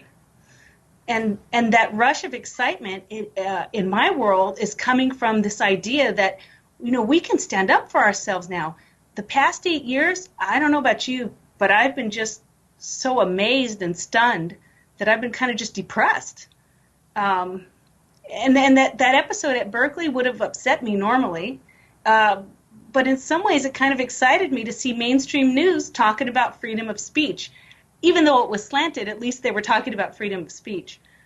Yeah, and then Reich comes on and tries to spin it by suggestion that it was the right-wingers that did this. Oh, of course. Yeah. Well, I flipped on, normally I'm not a TV watcher, but sometimes, late at night I'll flip it on, see what's going on Fox News. And I saw the broken windows and the place on fire, and I thought, oh, this must be in the Middle East. And then I realized, no, that's Sproul Hall. Yeah. And and I'm like watching all the people, and I'm like, wait, what's going on here? Hey, stop it. And then I realized the people who are causing the trouble, yes, they are students, and yes, they are professors, but they're just the public at large. This is what has happened in the long run, is that people have no critical thinking skills. People have no skills, period. Remember, we talked about people are not producing value. And if you look at cultures where people are not producing value, the only thing they know to do is negotiate and scream. And that's what we are starting to do. And that's why, these companies have an excuse to bring in all the immigrants who are more skilled than us. It's our own fault.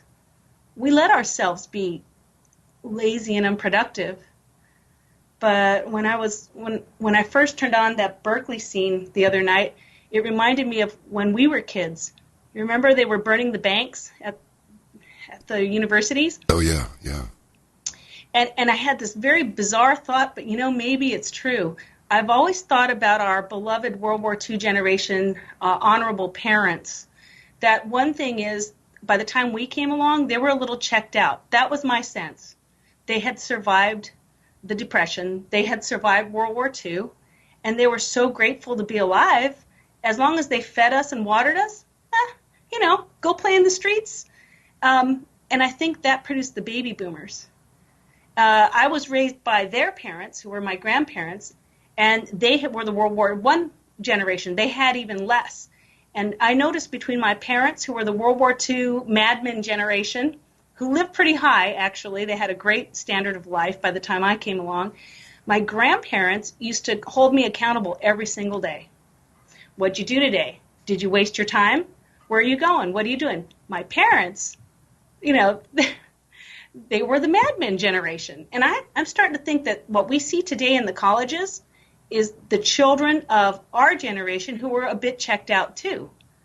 A lot of this goes back to bad parenting and bad families.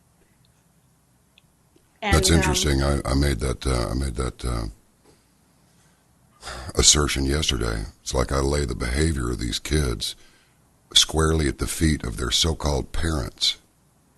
Their parents should be ashamed of them, but I suspect that many of them are saying, I think it's great that you went out there and participated. You're really participating in our democracy. Well, it's not a democracy. Right. It will be if too many of these mugs get out there and doing it. It'll be what you call mob rule. They just don't get it. And then this report that the cops were told to stand down. Then Patrick Wood was on and said, oh, that's normal. They've done that before. They did that back in the 60s during those riots. They told them, well, they're just blowing off steam. That's not what Pat said, but it was, that I'm just paraphrasing him. And then there was that black lady, that mayor up there. Was it Baltimore, where yes. she yes. allocated spaces for those who wished to destroy? I mean, what is this? It's really bad because I was watching that thinking if those kids were actually producing, they wouldn't have time for this. And I was no model student, but I was way more productive. I remember when I used to ride my bike to school. And you remember that group called the Flock of Seagulls? Yeah. So they played at our school. And I'm riding my bike past the behind of the stadium, and there's the Flock of Seagulls guy with the crazy hair. Yeah, we used to call him Flock of Haircuts. Yeah, Flock of dyed haircuts. And I don't know, he must have put a gallon of spray in there to make it stay. And he kind of flags me down, and he goes, "Hey." And so I drive over on my bike, and he goes, "Are you going to our show tonight?" And I said, "No, I've got homework." And he goes, "Forget your bloody homework." And I said, "No, I've got homework. I've got to go." And that's what I'm saying about these kids. It's not that it's a crime to go to a concert, but if you're in college and you've got a lot of free time, you are not producing. And well, that's it, though. That's the thing, Doc. They don't want to produce. They want to be given stuff, but they don't care about producing anything. What are they producing? Some kind of warped ideology, and they're just feeding that. They're working on their sensitivity studies with each other in their little safe spaces. It's I don't know what's happened. It's some form of retardation. Now, somebody has said, "Listen, I got to this or I got to that," and that's a rough word. It's like, look, it's a legitimate word. It's the opposite of advancement. That's all. Right. It just means... That's right. No, it is. It is. If you think about going back again to your early shows, you heightened our awareness. And honestly, I think that you and people like you, not that I could think of many offhand, but have made a difference in what is going on right now, that we actually have a chance to seek excellence, truth, and get our culture back. But to go back to your early shows, you talked a lot about this, like that there are concerted efforts to kind of distract people into being useful idiots. And I think that going back to this idea that when I was watching the Berkeley riot, I thought this is just like when we were kids. So I think this started right after World War II with parents who were so grateful to just survive the Depression and the war, which might have both been intentional anyways. Yeah. Right? That they didn't hold us to be competitive and productive. And I think that started the whole cycle going. And that's what a lot of your shows are about, if you think about it. It's manipulation by the globalist to make us all into useful fools. So all of these are useful idiots. All of these kids, all they can do is talk. They can't do. They can protest. Where'd they learn that from? Their parents. And their parents learn because in their generation, they actually got some traction out of protesting. So what I like about Trump and the new gang is they don't even listen. They don't even listen to the media. They said, this is where we're going. And I think as an entrepreneur and all the people he's hired in his cabinet, they know this too. You have to go forth, and you have to go forth with strength, and you can't look back. That's how entrepreneurship works. If you want to create something, you anticipate the roadblocks and you go right through them. Yeah, those are interesting observations, and you're absolutely right. You know what's funny is Harry Dent was on here earlier, and I just had to ask him, do you get a lot of flack? You get a lot of flack, don't you? He was like, oh, God, I get the ugliest emails you can't imagine. But the thing is Harry's all about cycles, and we may just be entering another cycle, because if you look at this logically, okay, we don't like Donald Trump. Well, what don't you like? I mean, at least back in the 60s, they were protesting about, and I think rightfully so, it kind of flew in the face of what we knew as patriotism. Hey, if you get sent, you go, because you trust your government. They were like, no, government's not trustworthy. They got us embroiled in a war, and people are getting killed, and we're seeing it on TV, and now parents are sitting around watching to see if their kid's going to show up on a stretcher or if he's going to be standing there smoking a cigarette. But at least the complaint... They were just, at least. What's that? Those were just protests. Well, yeah, they were protesting an undeclared war that was costing thousands of lives lost and ruined by being maimed. Well, what are these guys protesting against? Well, there's something wrong with letting people into the country that you know nothing about. Right. And how did it get extrapolated to blocking all immigration? No one ever said that. Or all Muslims. Yeah, no one ever said that. But they like to say predominantly Muslim countries. Well, what if they're predominantly Baptist countries and they're pulling ripcords on their chest packs? I mean... We would stop that too. Yeah, the Episcopalians and the Presbyterians, I don't think they're throwing Molotov cocktails and blowing themselves up in cafes. So... Right. Your guest the other day, the Muslim imam, I forgot his name, the sheikh? Yeah, Tantush. I never thought in my life my heart would bleed so badly for someone in the midst of that region. Not that I don't care about the lives being lost, but we have been kind of hardened because of the way every single incident seems to involve an Islamic extremist. This man's story was just heartbreaking, wasn't it? It was. Yeah, he wound up in jail for 5 years and 5 months. He had only been, I don't think I even mentioned this on the program, but he had only been out of prison for like 3 weeks. Oh, really? Yeah. Oh, he sounded pretty good for someone who was just in prison. Yeah, and the thing is I liked him. I wanted to believe everything that he said, but you know what? When you sit in this chair, you have to just listen, ask questions, and then let it go, because you don't. Yeah. I don't know if you'd be interested in this, but for a long time, my dad was away a lot of the time, and he became a regular Thoreau the last 20 years of his life, and he liked his whiskey quite a bit. But I figured out after a while that when I went, wait, where did we live when I was a kid? And Dad was gone a lot, and I don't even know if I should be talking about this, but. We can always edit it later if I change my mind. But we were in College Park, Maryland, quite a bit. We were in Silver Spring, Maryland, quite a bit. We were in Norfolk quite a bit. We went on a trip to Washington, D.C., and I don't remember a thing about it except a few pictures that I took. And I was 15 when that happened. And I was not, a dopehead. I was hardcore right wing and my dad was a hard backsided Navy man, a Pearl Harbor veteran and all this. And this is what's really odd, is that it was sometime in the 80s when I said to him, or asked him, after his father, John B. Wells I, if you will, predicted the war with Japan many years before it happened. I said, Dad, what do you predict? And he got this little faint smile on his face. He said, the thing about the next one is, you won't know who you're fighting.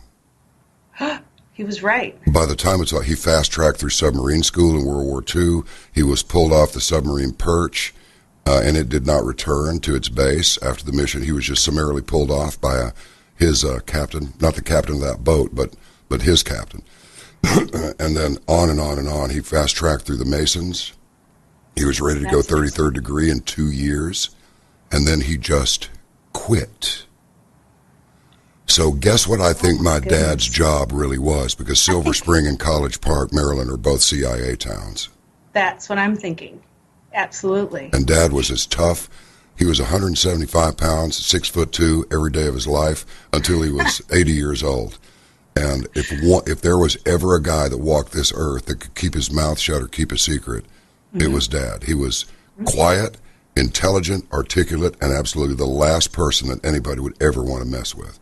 And there was one other thing. Person the CIA wants. I found this little 25 caliber Browning automatic pistol. They call it baby Browning.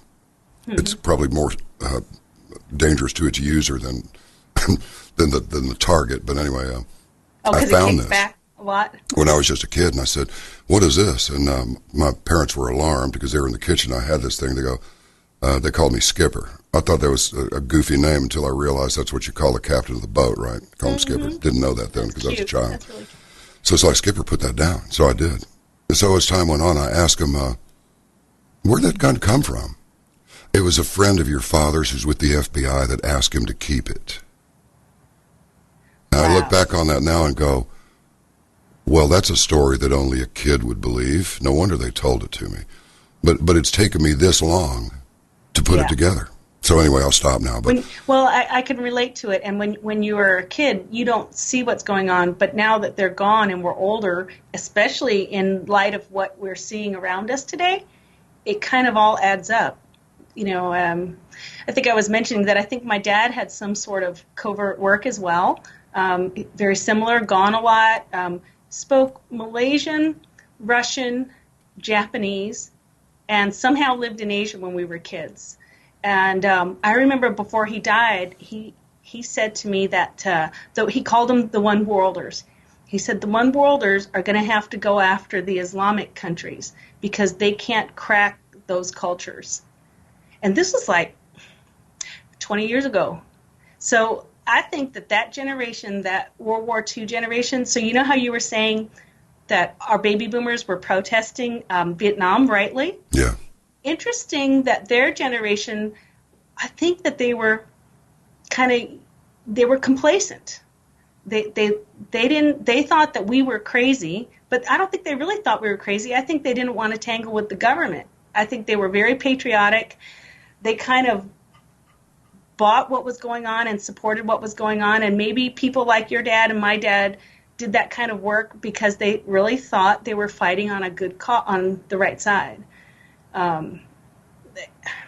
That's very interesting, and I think it's interesting that you seem to, your framework of the way you see the world, you know, not that I know you that well, but from what I can see, it might have had a lot to do with that whole background of your father and just the wisdom and kind of little tidbits. And then when you're older, it's interesting to put it all together. Now, when you think about the younger generation, if our generation doesn't fight to get what we see exposed, which is why I think Trump is doing this. You know, at his age, why does he have to do this? I think he sees that there's a whole generation of people coming up who are totally oblivious to this history and to the fact that the history we're given isn't necessarily always what we're told.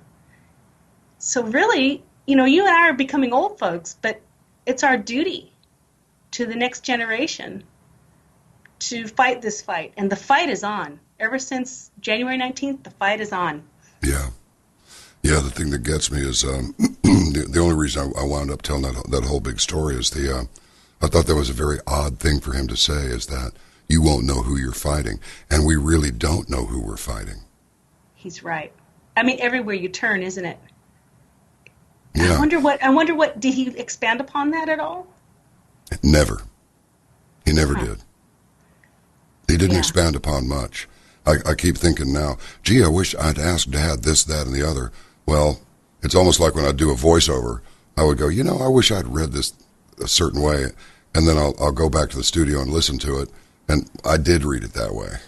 So you didn't, it wasn't an omission. You did give a version like that. And it's the same thing when I go back and think, I wish I'd asked Dad this and that. I did ask him those questions. I just didn't get any answers. You didn't get any answers. Interesting. Yeah. Yeah, and did your dad give you any insight? My dad kind of gave me some insight about this. He said the way that the one world controllers work is they create chaos. He used to say back in the 70s that integration, not that by any means was he racist, not by any means, but integration, immigration are tools of this group. And I have to say, it's going to break our country to have too many different cultures together. Like one of the reasons Japan is so efficient is because they're a monoculture. And I'm not saying a mono-ethnicity. Within Japan, you have different people. You've got Okinawans, and they're different cultures. They even speak different languages. But they are a monoculture, which allows them to be more agile. And Germany was that way at one time. And so I think that this globalization is a tool to break any group of people from being able to progress, so that only a few people can hold the keys to progress. That's fascism is a form of radical authoritarian nationalism that came to prominence the early 20th century. Now, that's a Wikipedia definition. Mm-hmm. But, I read this yesterday, and I just want to run it past you. Does this sound familiar? Adolf Hitler's primary rules were, according to a report prepared by the Office of Strategic Services, which became CIA later, as you know, his primary rules were never allow the public to cool off, never admit a fault or a wrong, right. Never concede that there may be some good in your enemy, never leave room for alternatives, never accept blame, concentrate on one enemy at a time and blame him for everything that goes wrong. Mm-hmm. People will believe a big lie sooner than a little one, and if you repeat it frequently enough, people will sooner or later believe it. Now, if that doesn't sound like what we're experiencing now, I don't know what does. And all the time, they're pointing their fingers at Trump and calling him the fascist. Right, and you notice that Trump and his group, they're very quiet. They're just quietly producing. They won't get pulled into this discussion because they're trying to avoid that stirring the pot that Adolf Hitler described. Because the stirring the pot works. It distracts people. It's like, look over here. But really, what's going on is over here. The last time we spoke, you were saying something about, I may have had enough of this. Yeah. Okay, so in his case, the difference is I'm one of the few people who can walk outside the walls of the university and make more money. Yeah. But a person who came up in academics and that's all they've ever done, they're beholden, and so that's why it's so rough for him. So I've been able to hang on despite all the, the chaos and the bad environment. But I have to say, it's actually getting a little bit exciting now. Because, I bet it is. I'm able to say kind of what I want. I think I've told you this before. We used to live in New York in the city, and, there are things I really didn't like about it, but what I did like is you can say anything to anybody and nobody cares. Yeah, that's true. Right? You can say your mind. And I think Dr. Hamamoto has kind of suffered from the inability to say his mind and have it respected. Originally, universities were supposed to be a place where people were collegial. That's where the word colleague comes from, meaning you can have an opposing point of view. That was the point of having a university, was to debate science and debate the arts and debate everything.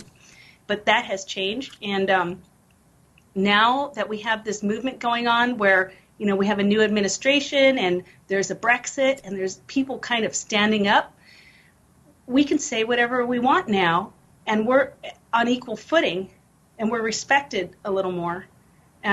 So I was going to quit, and I will if I ever have to, but or if I ever want to.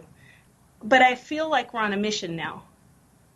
This will be it. If we fight this fight and we can help the kids who want to really try have a voice, and help the families who put their faith in our institution and got honestly robbed of tuition money, then it'd be worth it, I think. We'll see. Mm-mm. Well, yeah, somebody's going to have to break their programming. Right. You remember last time what we were talking about was all the people who extract value from the system, from and like typically it's and that's where universities have gone wrong. They have these hierarchies, and administration just shows up to work 8 to 5 and extracts value, and that's not sustainable. But that's changing now because all of these programs that Mr. Trump is kind of going after, they're shaking in their boots about the NEA being dissolved, and they're shaking in their boots about the new Secretary of Education. But let's see what happens. Wouldn't it be excellent if the Department of Education was just disbanded and it went back to the states? Yes, it would. Absolutely. I mean, I think the beginning of kind of the doom is this whole teaching to the test problem. Yeah. As you know. How do you find the students that are up there now? I mean, are they as educated as we were when I realize it's up to the individual. Your education is really pretty much up to you. Particularly it's what you make of it. Yeah, and particularly when you get to college or university. And I've told people many times, if you can read, you can teach yourself anything. Just go to a college bookstore and buy the book and read it, because I don't remember one college course where we read the entire book. It was just these chapters, and a couple at the end, and that's what the course is going to cover, and that's it. If you do any extra reading, that's on you. So just read the whole book. But I'm just wondering, compared to when we graduated high school, are the kids coming to university now? Are they educated at all, or not really? Well, it's interesting.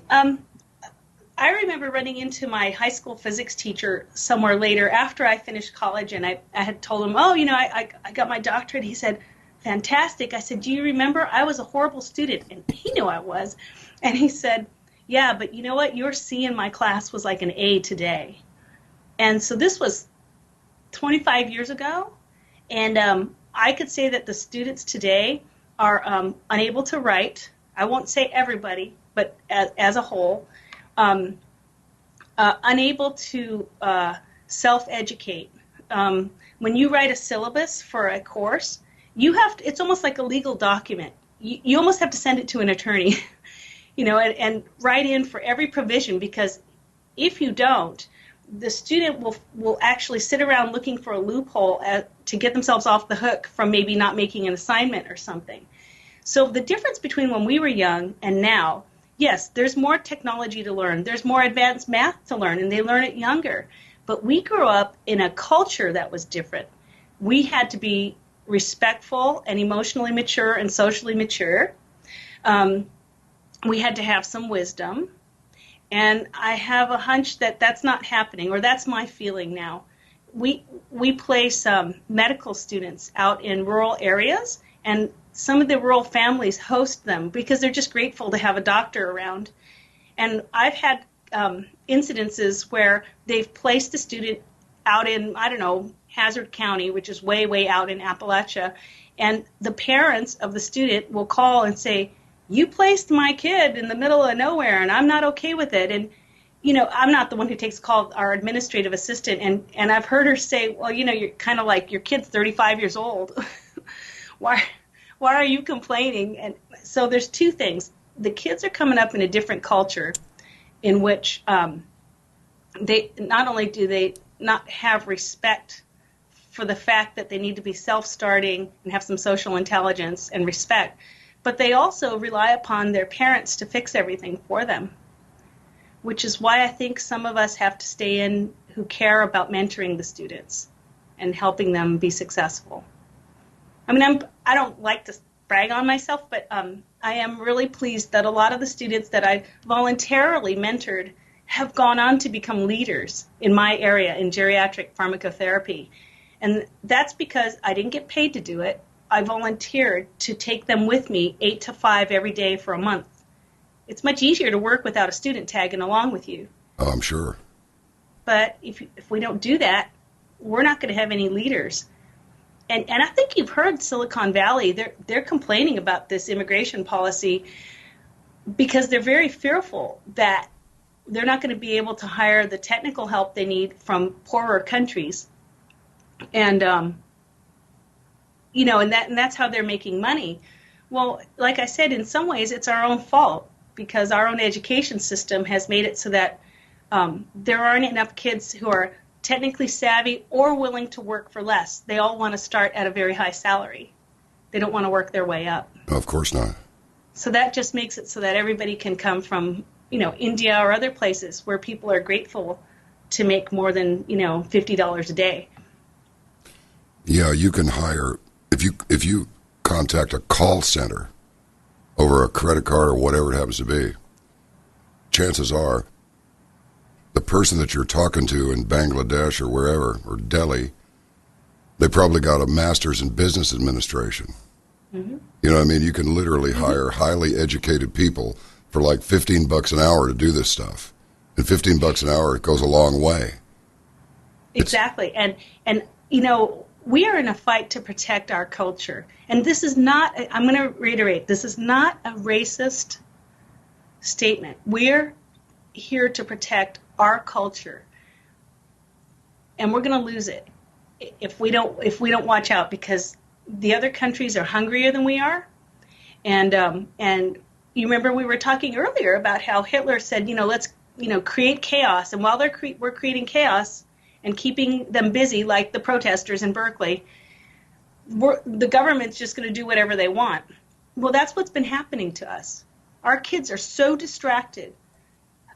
I'm not sure where people get this idea that when your kid graduates high school, you should take them on a tour of every college and let them decide where they want to go to major in whatever they want.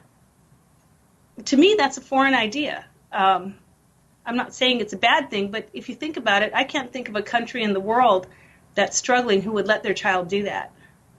Yeah, well, in Austria and in Germany, if you talk to anybody, what's your degree? And almost every one of them say engineering. I mean, 8 out of 10 will say engineering.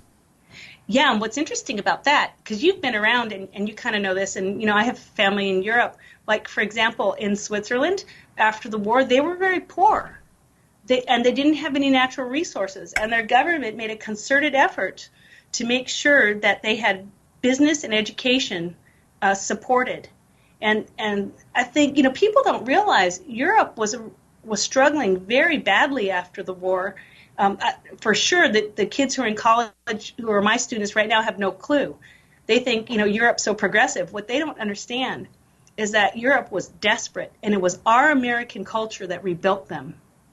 So we have to fight to preserve that. And yeah, you're right. It's interesting in Germany and Austria and Switzerland. There's so many highly educated people because they know what it's like to go without. And I'm hoping that in our country we'll figure that out and turn things around before it's too late. I wonder, are you optimistic that this can be turned around? I mean, I'm a glass is half full kind of guy, but I'm seeing some symptoms here. And after talking with Harry Dent earlier today about cycles, I really hope we're not into the end of the good cycle, and now we're entering the ugly cycle. Well, okay, in my perspective, just from in my short lifetime, what I think I've seen is that cycling between good and bad has become more frequent. And usually when something becomes more frequent, it means there's a trend. It's the same in science. It's the same in medicine. It's the same in everything. The more you have exacerbations of heart failure, the closer you are to your heart failing. And as a culture, we're having more frequent down cycles than up. And it used to be we'd have a down cycle, and then we'd have a big long ride of up, and then we'd have a down cycle and an up. It's changing. And I am not optimistic. I'm excited for this effort that we're putting on now with President Trump. I mean, I enjoyed him, even though I have a lot of Australian friends, telling him, no, we're not going to take your 10,000 refugees. And, it's so funny because I'm getting off subject, but my Australian friends used to tell me, oh, yes, we're taking refugees, but we're keeping them in Tasmania. Yeah, right. Yeah, we've got them in the outback. Yeah, they've got a lot of good places to put refugees, but they did not want to take them into Sydney. They did not want to take them into Melbourne or Adelaide. They wanted to give them to us.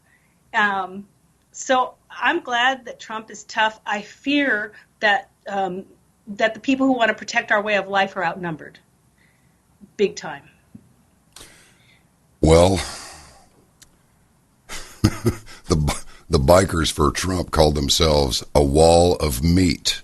Oh, they were hilarious. Wasn't it a scream? I thought, wow, that's clever.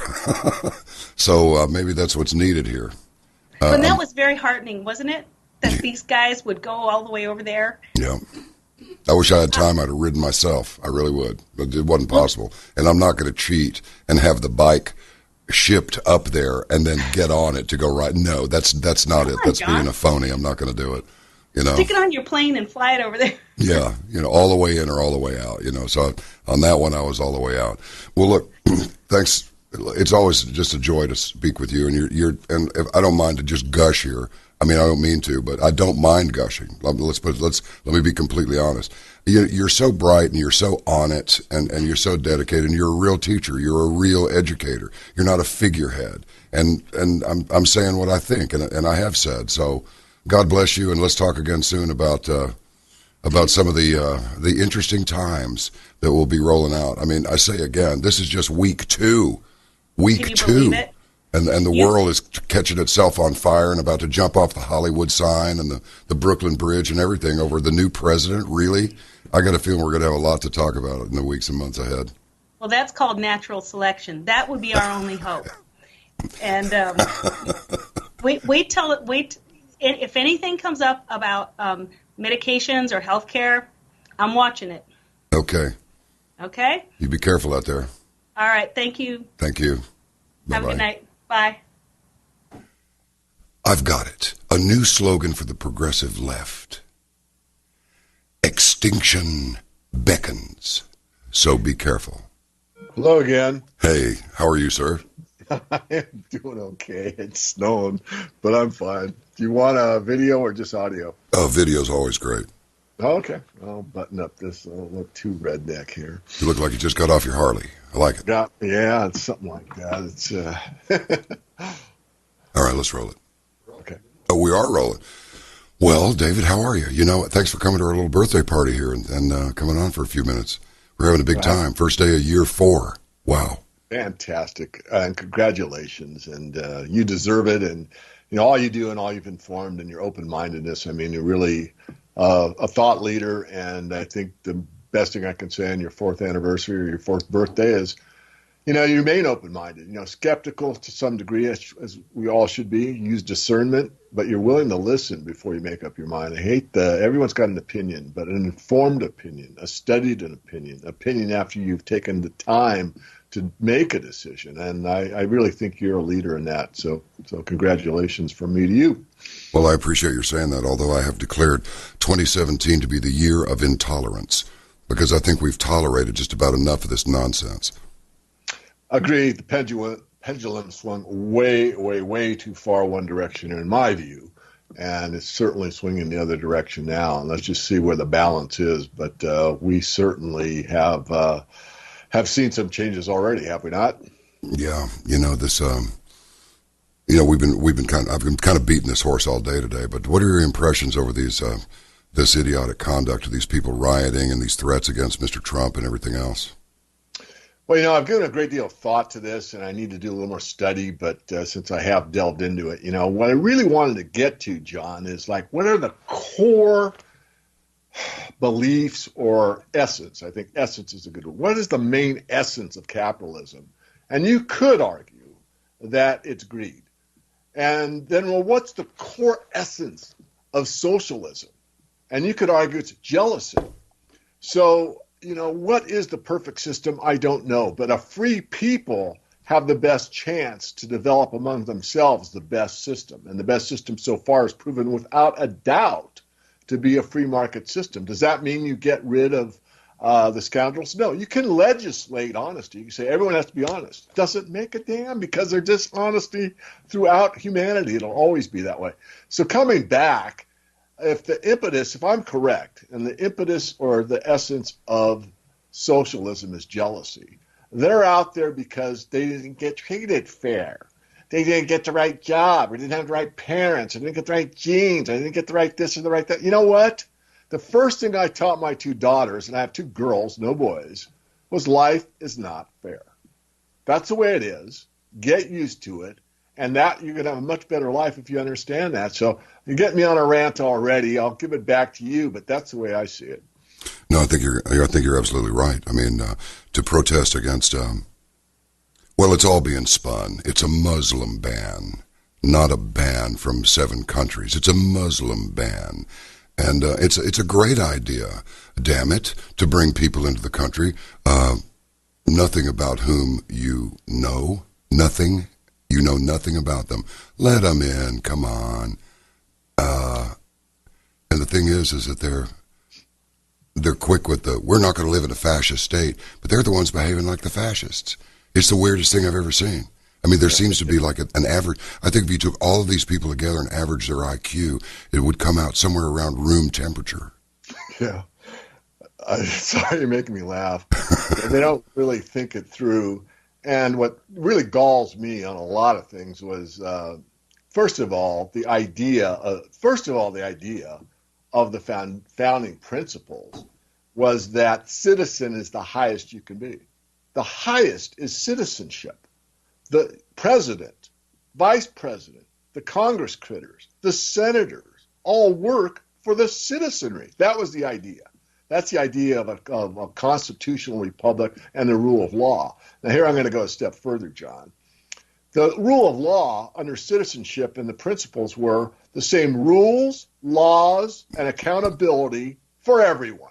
That's why we held these truths to be self-evident, that all men are created equal. Doesn't mean we're the same height or the same skills at basketball. It means that we are all human beings with inalienable rights, and those rights are protected by law.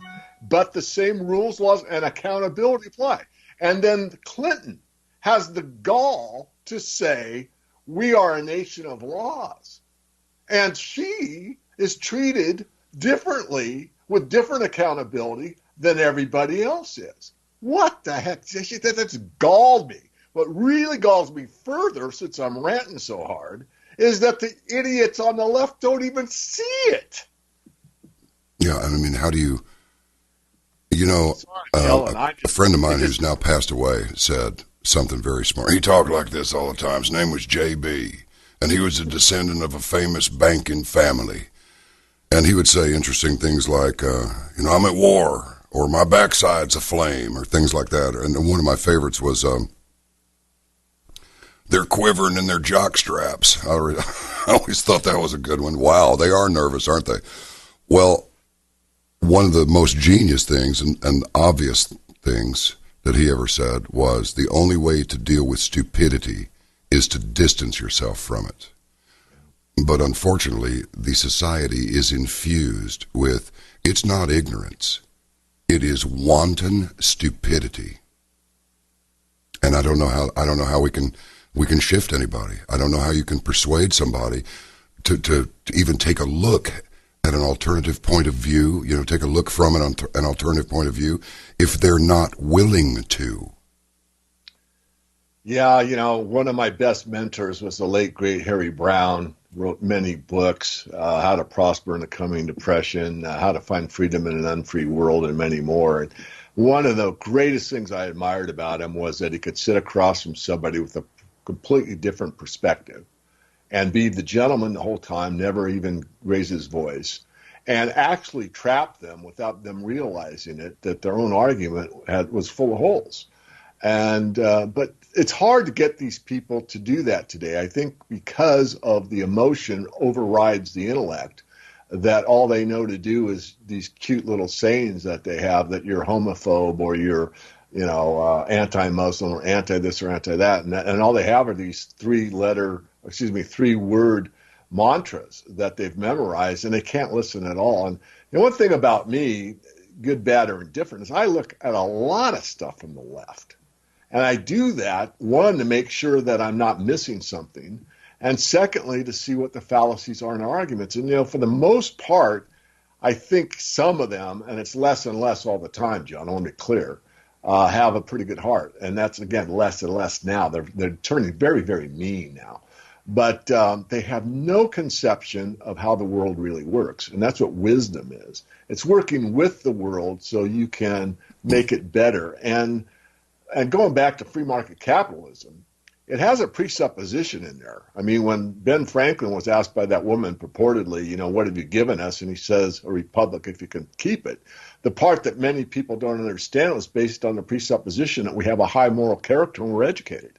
Because if you have a society that's been debased the same way that the currency's been debased, and they believe that they're entitled, that all men are created equal, means that we all share equally in the pie regardless of what our work ethics are, they've missed the boat entirely. And that's where we're at today. I may have to back off the stupid stance for just a little bit. They've been indoctrinated for at least one generation, and probably more like two. Well, right there you show your open-mindedness, and I'm not arguing against you. We're having a discussion, and you're helping me, and hopefully I'm helping the audience as well. But I don't have a lot of solutions, but I look back, and going back to Harry Brown, I thought, gosh, one, I wish I could do it as well as he does it. And two, have I done enough? Because I kind of get in these boxes. I'd like to be outside the box, and I have been most of my life. And when I get on these interviews, not yours, you always are very great at stimulating new thoughts or stuff that I can throw in. But, I kind of get in this routine, and yeah, you got to have some honesty in the financial system. I mean, that's one of my main mission statements. But there's so much more than that. And it all connects. And that's the part that a lot of people don't get. It's like, well, I don't care about silver, those gold bugs or whatever. No, that's just a tiny piece of it. The problem is indoctrination, the indoctrination that everybody believes or acts as if without money you have absolutely nothing. And for the most part, that's true. And money from the banking elite isn't about money. Not anymore. It's about control. It's all about control. That's why they want to monitor every transaction you make, every credit card statement, everything you say, who you deal with. It's all about control. These people are sick beyond belief. Yeah.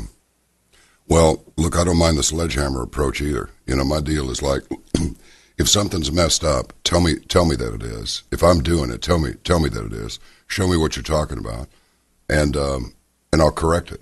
I'll correct my approach. If I screw something up, I'll just say, I screwed something up. I'll do whatever it takes, including leave, to satisfy the problem that I've created. Most people can't handle that. They'd rather assert their authority and throw their temper tantrum and subjugate you through their attitude rather than just say, okay, cool, don't let it happen again, we're good. So many people want to go the other way. So I don't mind the sledgehammer approach on this at all. I'm really sort of why don't you square yourselves away and unbleep yourselves like right now, because destroying property over your ridiculous so-called cause is not going to cut it. Now, I find this to be very interesting. This came out of the Conservative Daily Post, and I mentioned it to a couple of folks who have come on earlier, but there are some states that are considering bills that would actually, it says here, target protesters deciding to block and disrupt traffic. Indiana Republican State Senator Jim Tomes proposed a measure calling on police to use as many means necessary to disperse crowds that block traffic. And the other part is that if they approach you, naturally, civil rights groups say the bill sponsor are really seeking to undermine protesters.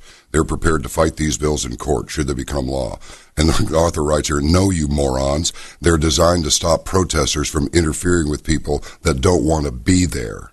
The First Amendment right to assemble, but there's also First Amendment right of people who don't have to pay attention to it and shouldn't have to be bothered when they're passing through. So effectively, if these protesters approach your car, like they're going to rock it, bash out the windows, jump on it, maybe drag you out, which has been done numerous times, you can run over them.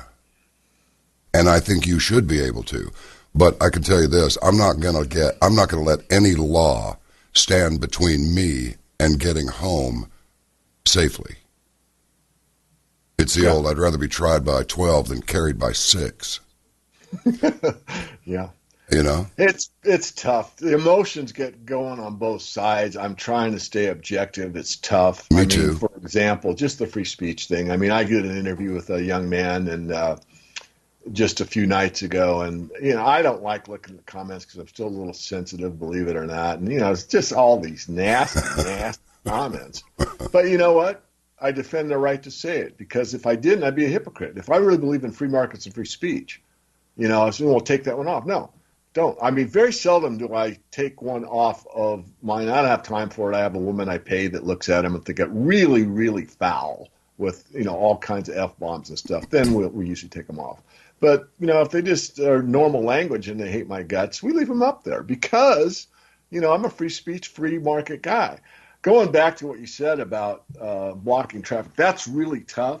I mean, we've got to look to two, in my view, and that's Gandhi and Martin Luther King. You can do a lot with peaceful assembly, but the word is peaceful assembly. And I agree with you that I don't think they should interfere with everyone else. I mean, if you go to Rick Mayberry, and Rick and I are good friends, there's really two laws that founded the whole idea, the whole principles I talked about earlier, and that is, one, do everything you say you're going to do. So that's the basis of contract law. If I say I'm going to be on your show and I'm not there, I broke a verbal contract with you. Right. And two, do not interfere with the rights of anyone else, which is the basis of most criminal law. So if you're interfering with my right to get to work on time, you've interfered. So I agree with you. The problem I have with it, John, is my experience, which means sometimes the pendulum goes too far. It's really hard to get that balance. And I don't, we're all human. I mean, we're never going to get there perfectly. But I don't want it to be pushed too far the other way. I'm looking for, that Aristotle's, golden mean, where we all can be, provide for the common defense. Yeah, we have to have a strong defense. I don't agree with the way it's set up, but that's a whole nother discussion. And the common welfare. But the common welfare means that the grandma in the tribe tells the stories to the 3-year-olds in the tribes and provides her wisdom to them. In other words, everyone contributes. The idea of provide for the general welfare now is welfare payments. Right. It's an EBT card. It's I need a bigger screen TV because my neighbor has one, but you're not working for it. And I'm not against handicap. Believe me, my father was handicapped at the end of his life. I mean, I've had a normal life, whatever that means, but I've had my fair share of seeing death, seeing all kinds of stuff. And I'm about as middle class as you get. But, I never thought for a moment that anyone owed me anything. I just can't fathom that idea.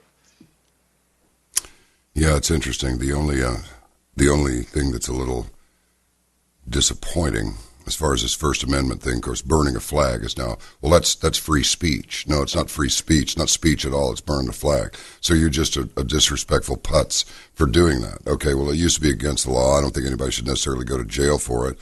But I think it's probably because we haven't tasted enough pain in defending our actual country rather than being the ones who decide to be the world's police force. I think if we'd paid more attention to ourselves and straighten our own house up first.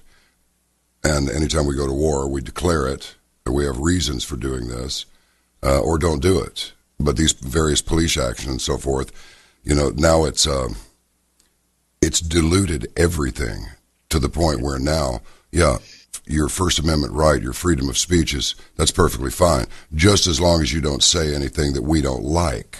Because if you do, we're gonna burn your office or tear your car up or beat you up or mace you like that little reporter got pepper sprayed the other day.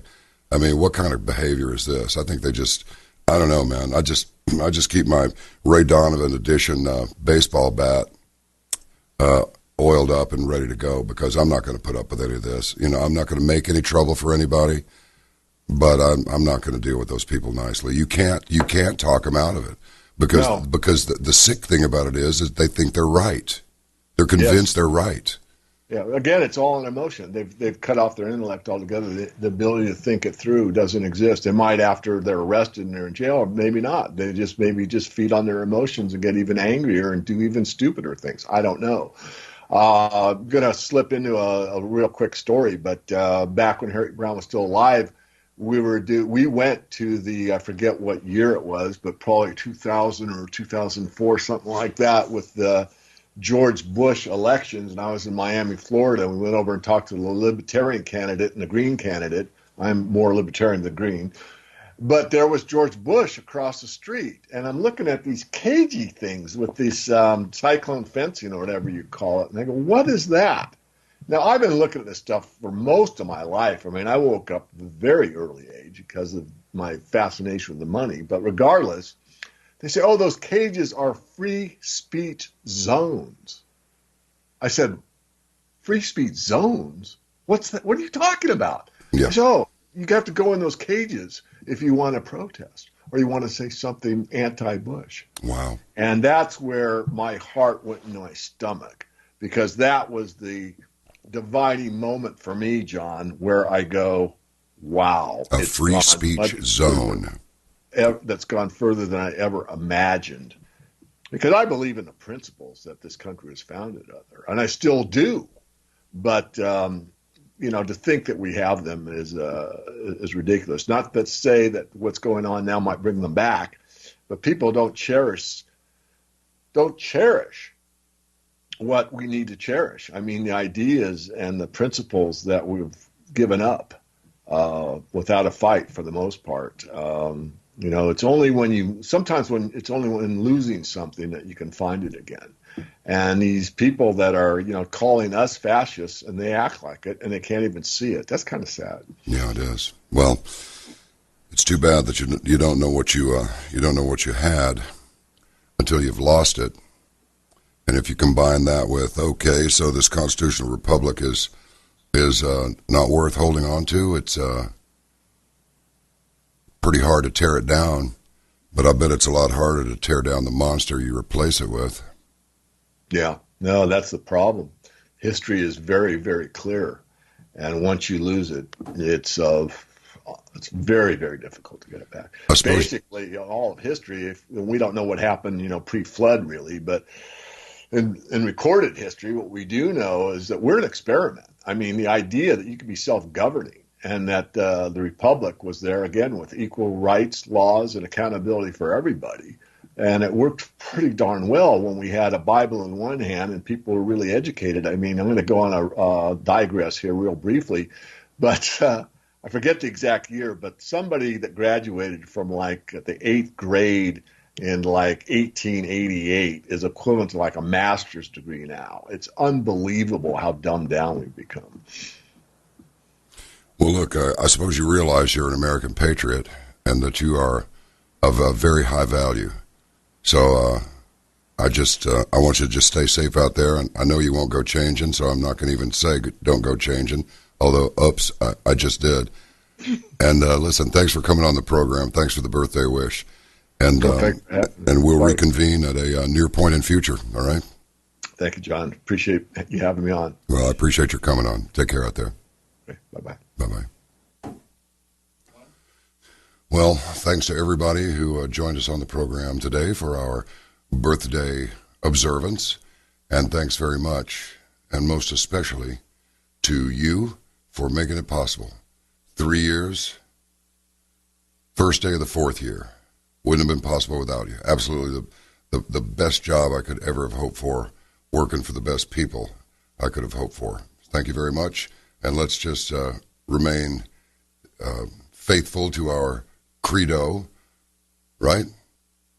Which is keeping our critical thinking skills sharp, keeping our eyes up always, and making ready for what's to come together. Talk to you tomorrow night on ARC Midnight, 10 to midnight, Central Time on radio station KLIF. It'll be the usual drill, good talk, a few good tunes, and a good time. And we'll be streaming all over the place. We'll stream on Facebook, and we'll stream over TalkStream Live. We'll stream on Red Nation Live. It'll be on iHeart. And don't forget, you can always get onto it at KLIF.com. All right, thanks. Happy birthday to all of us. Be seeing you.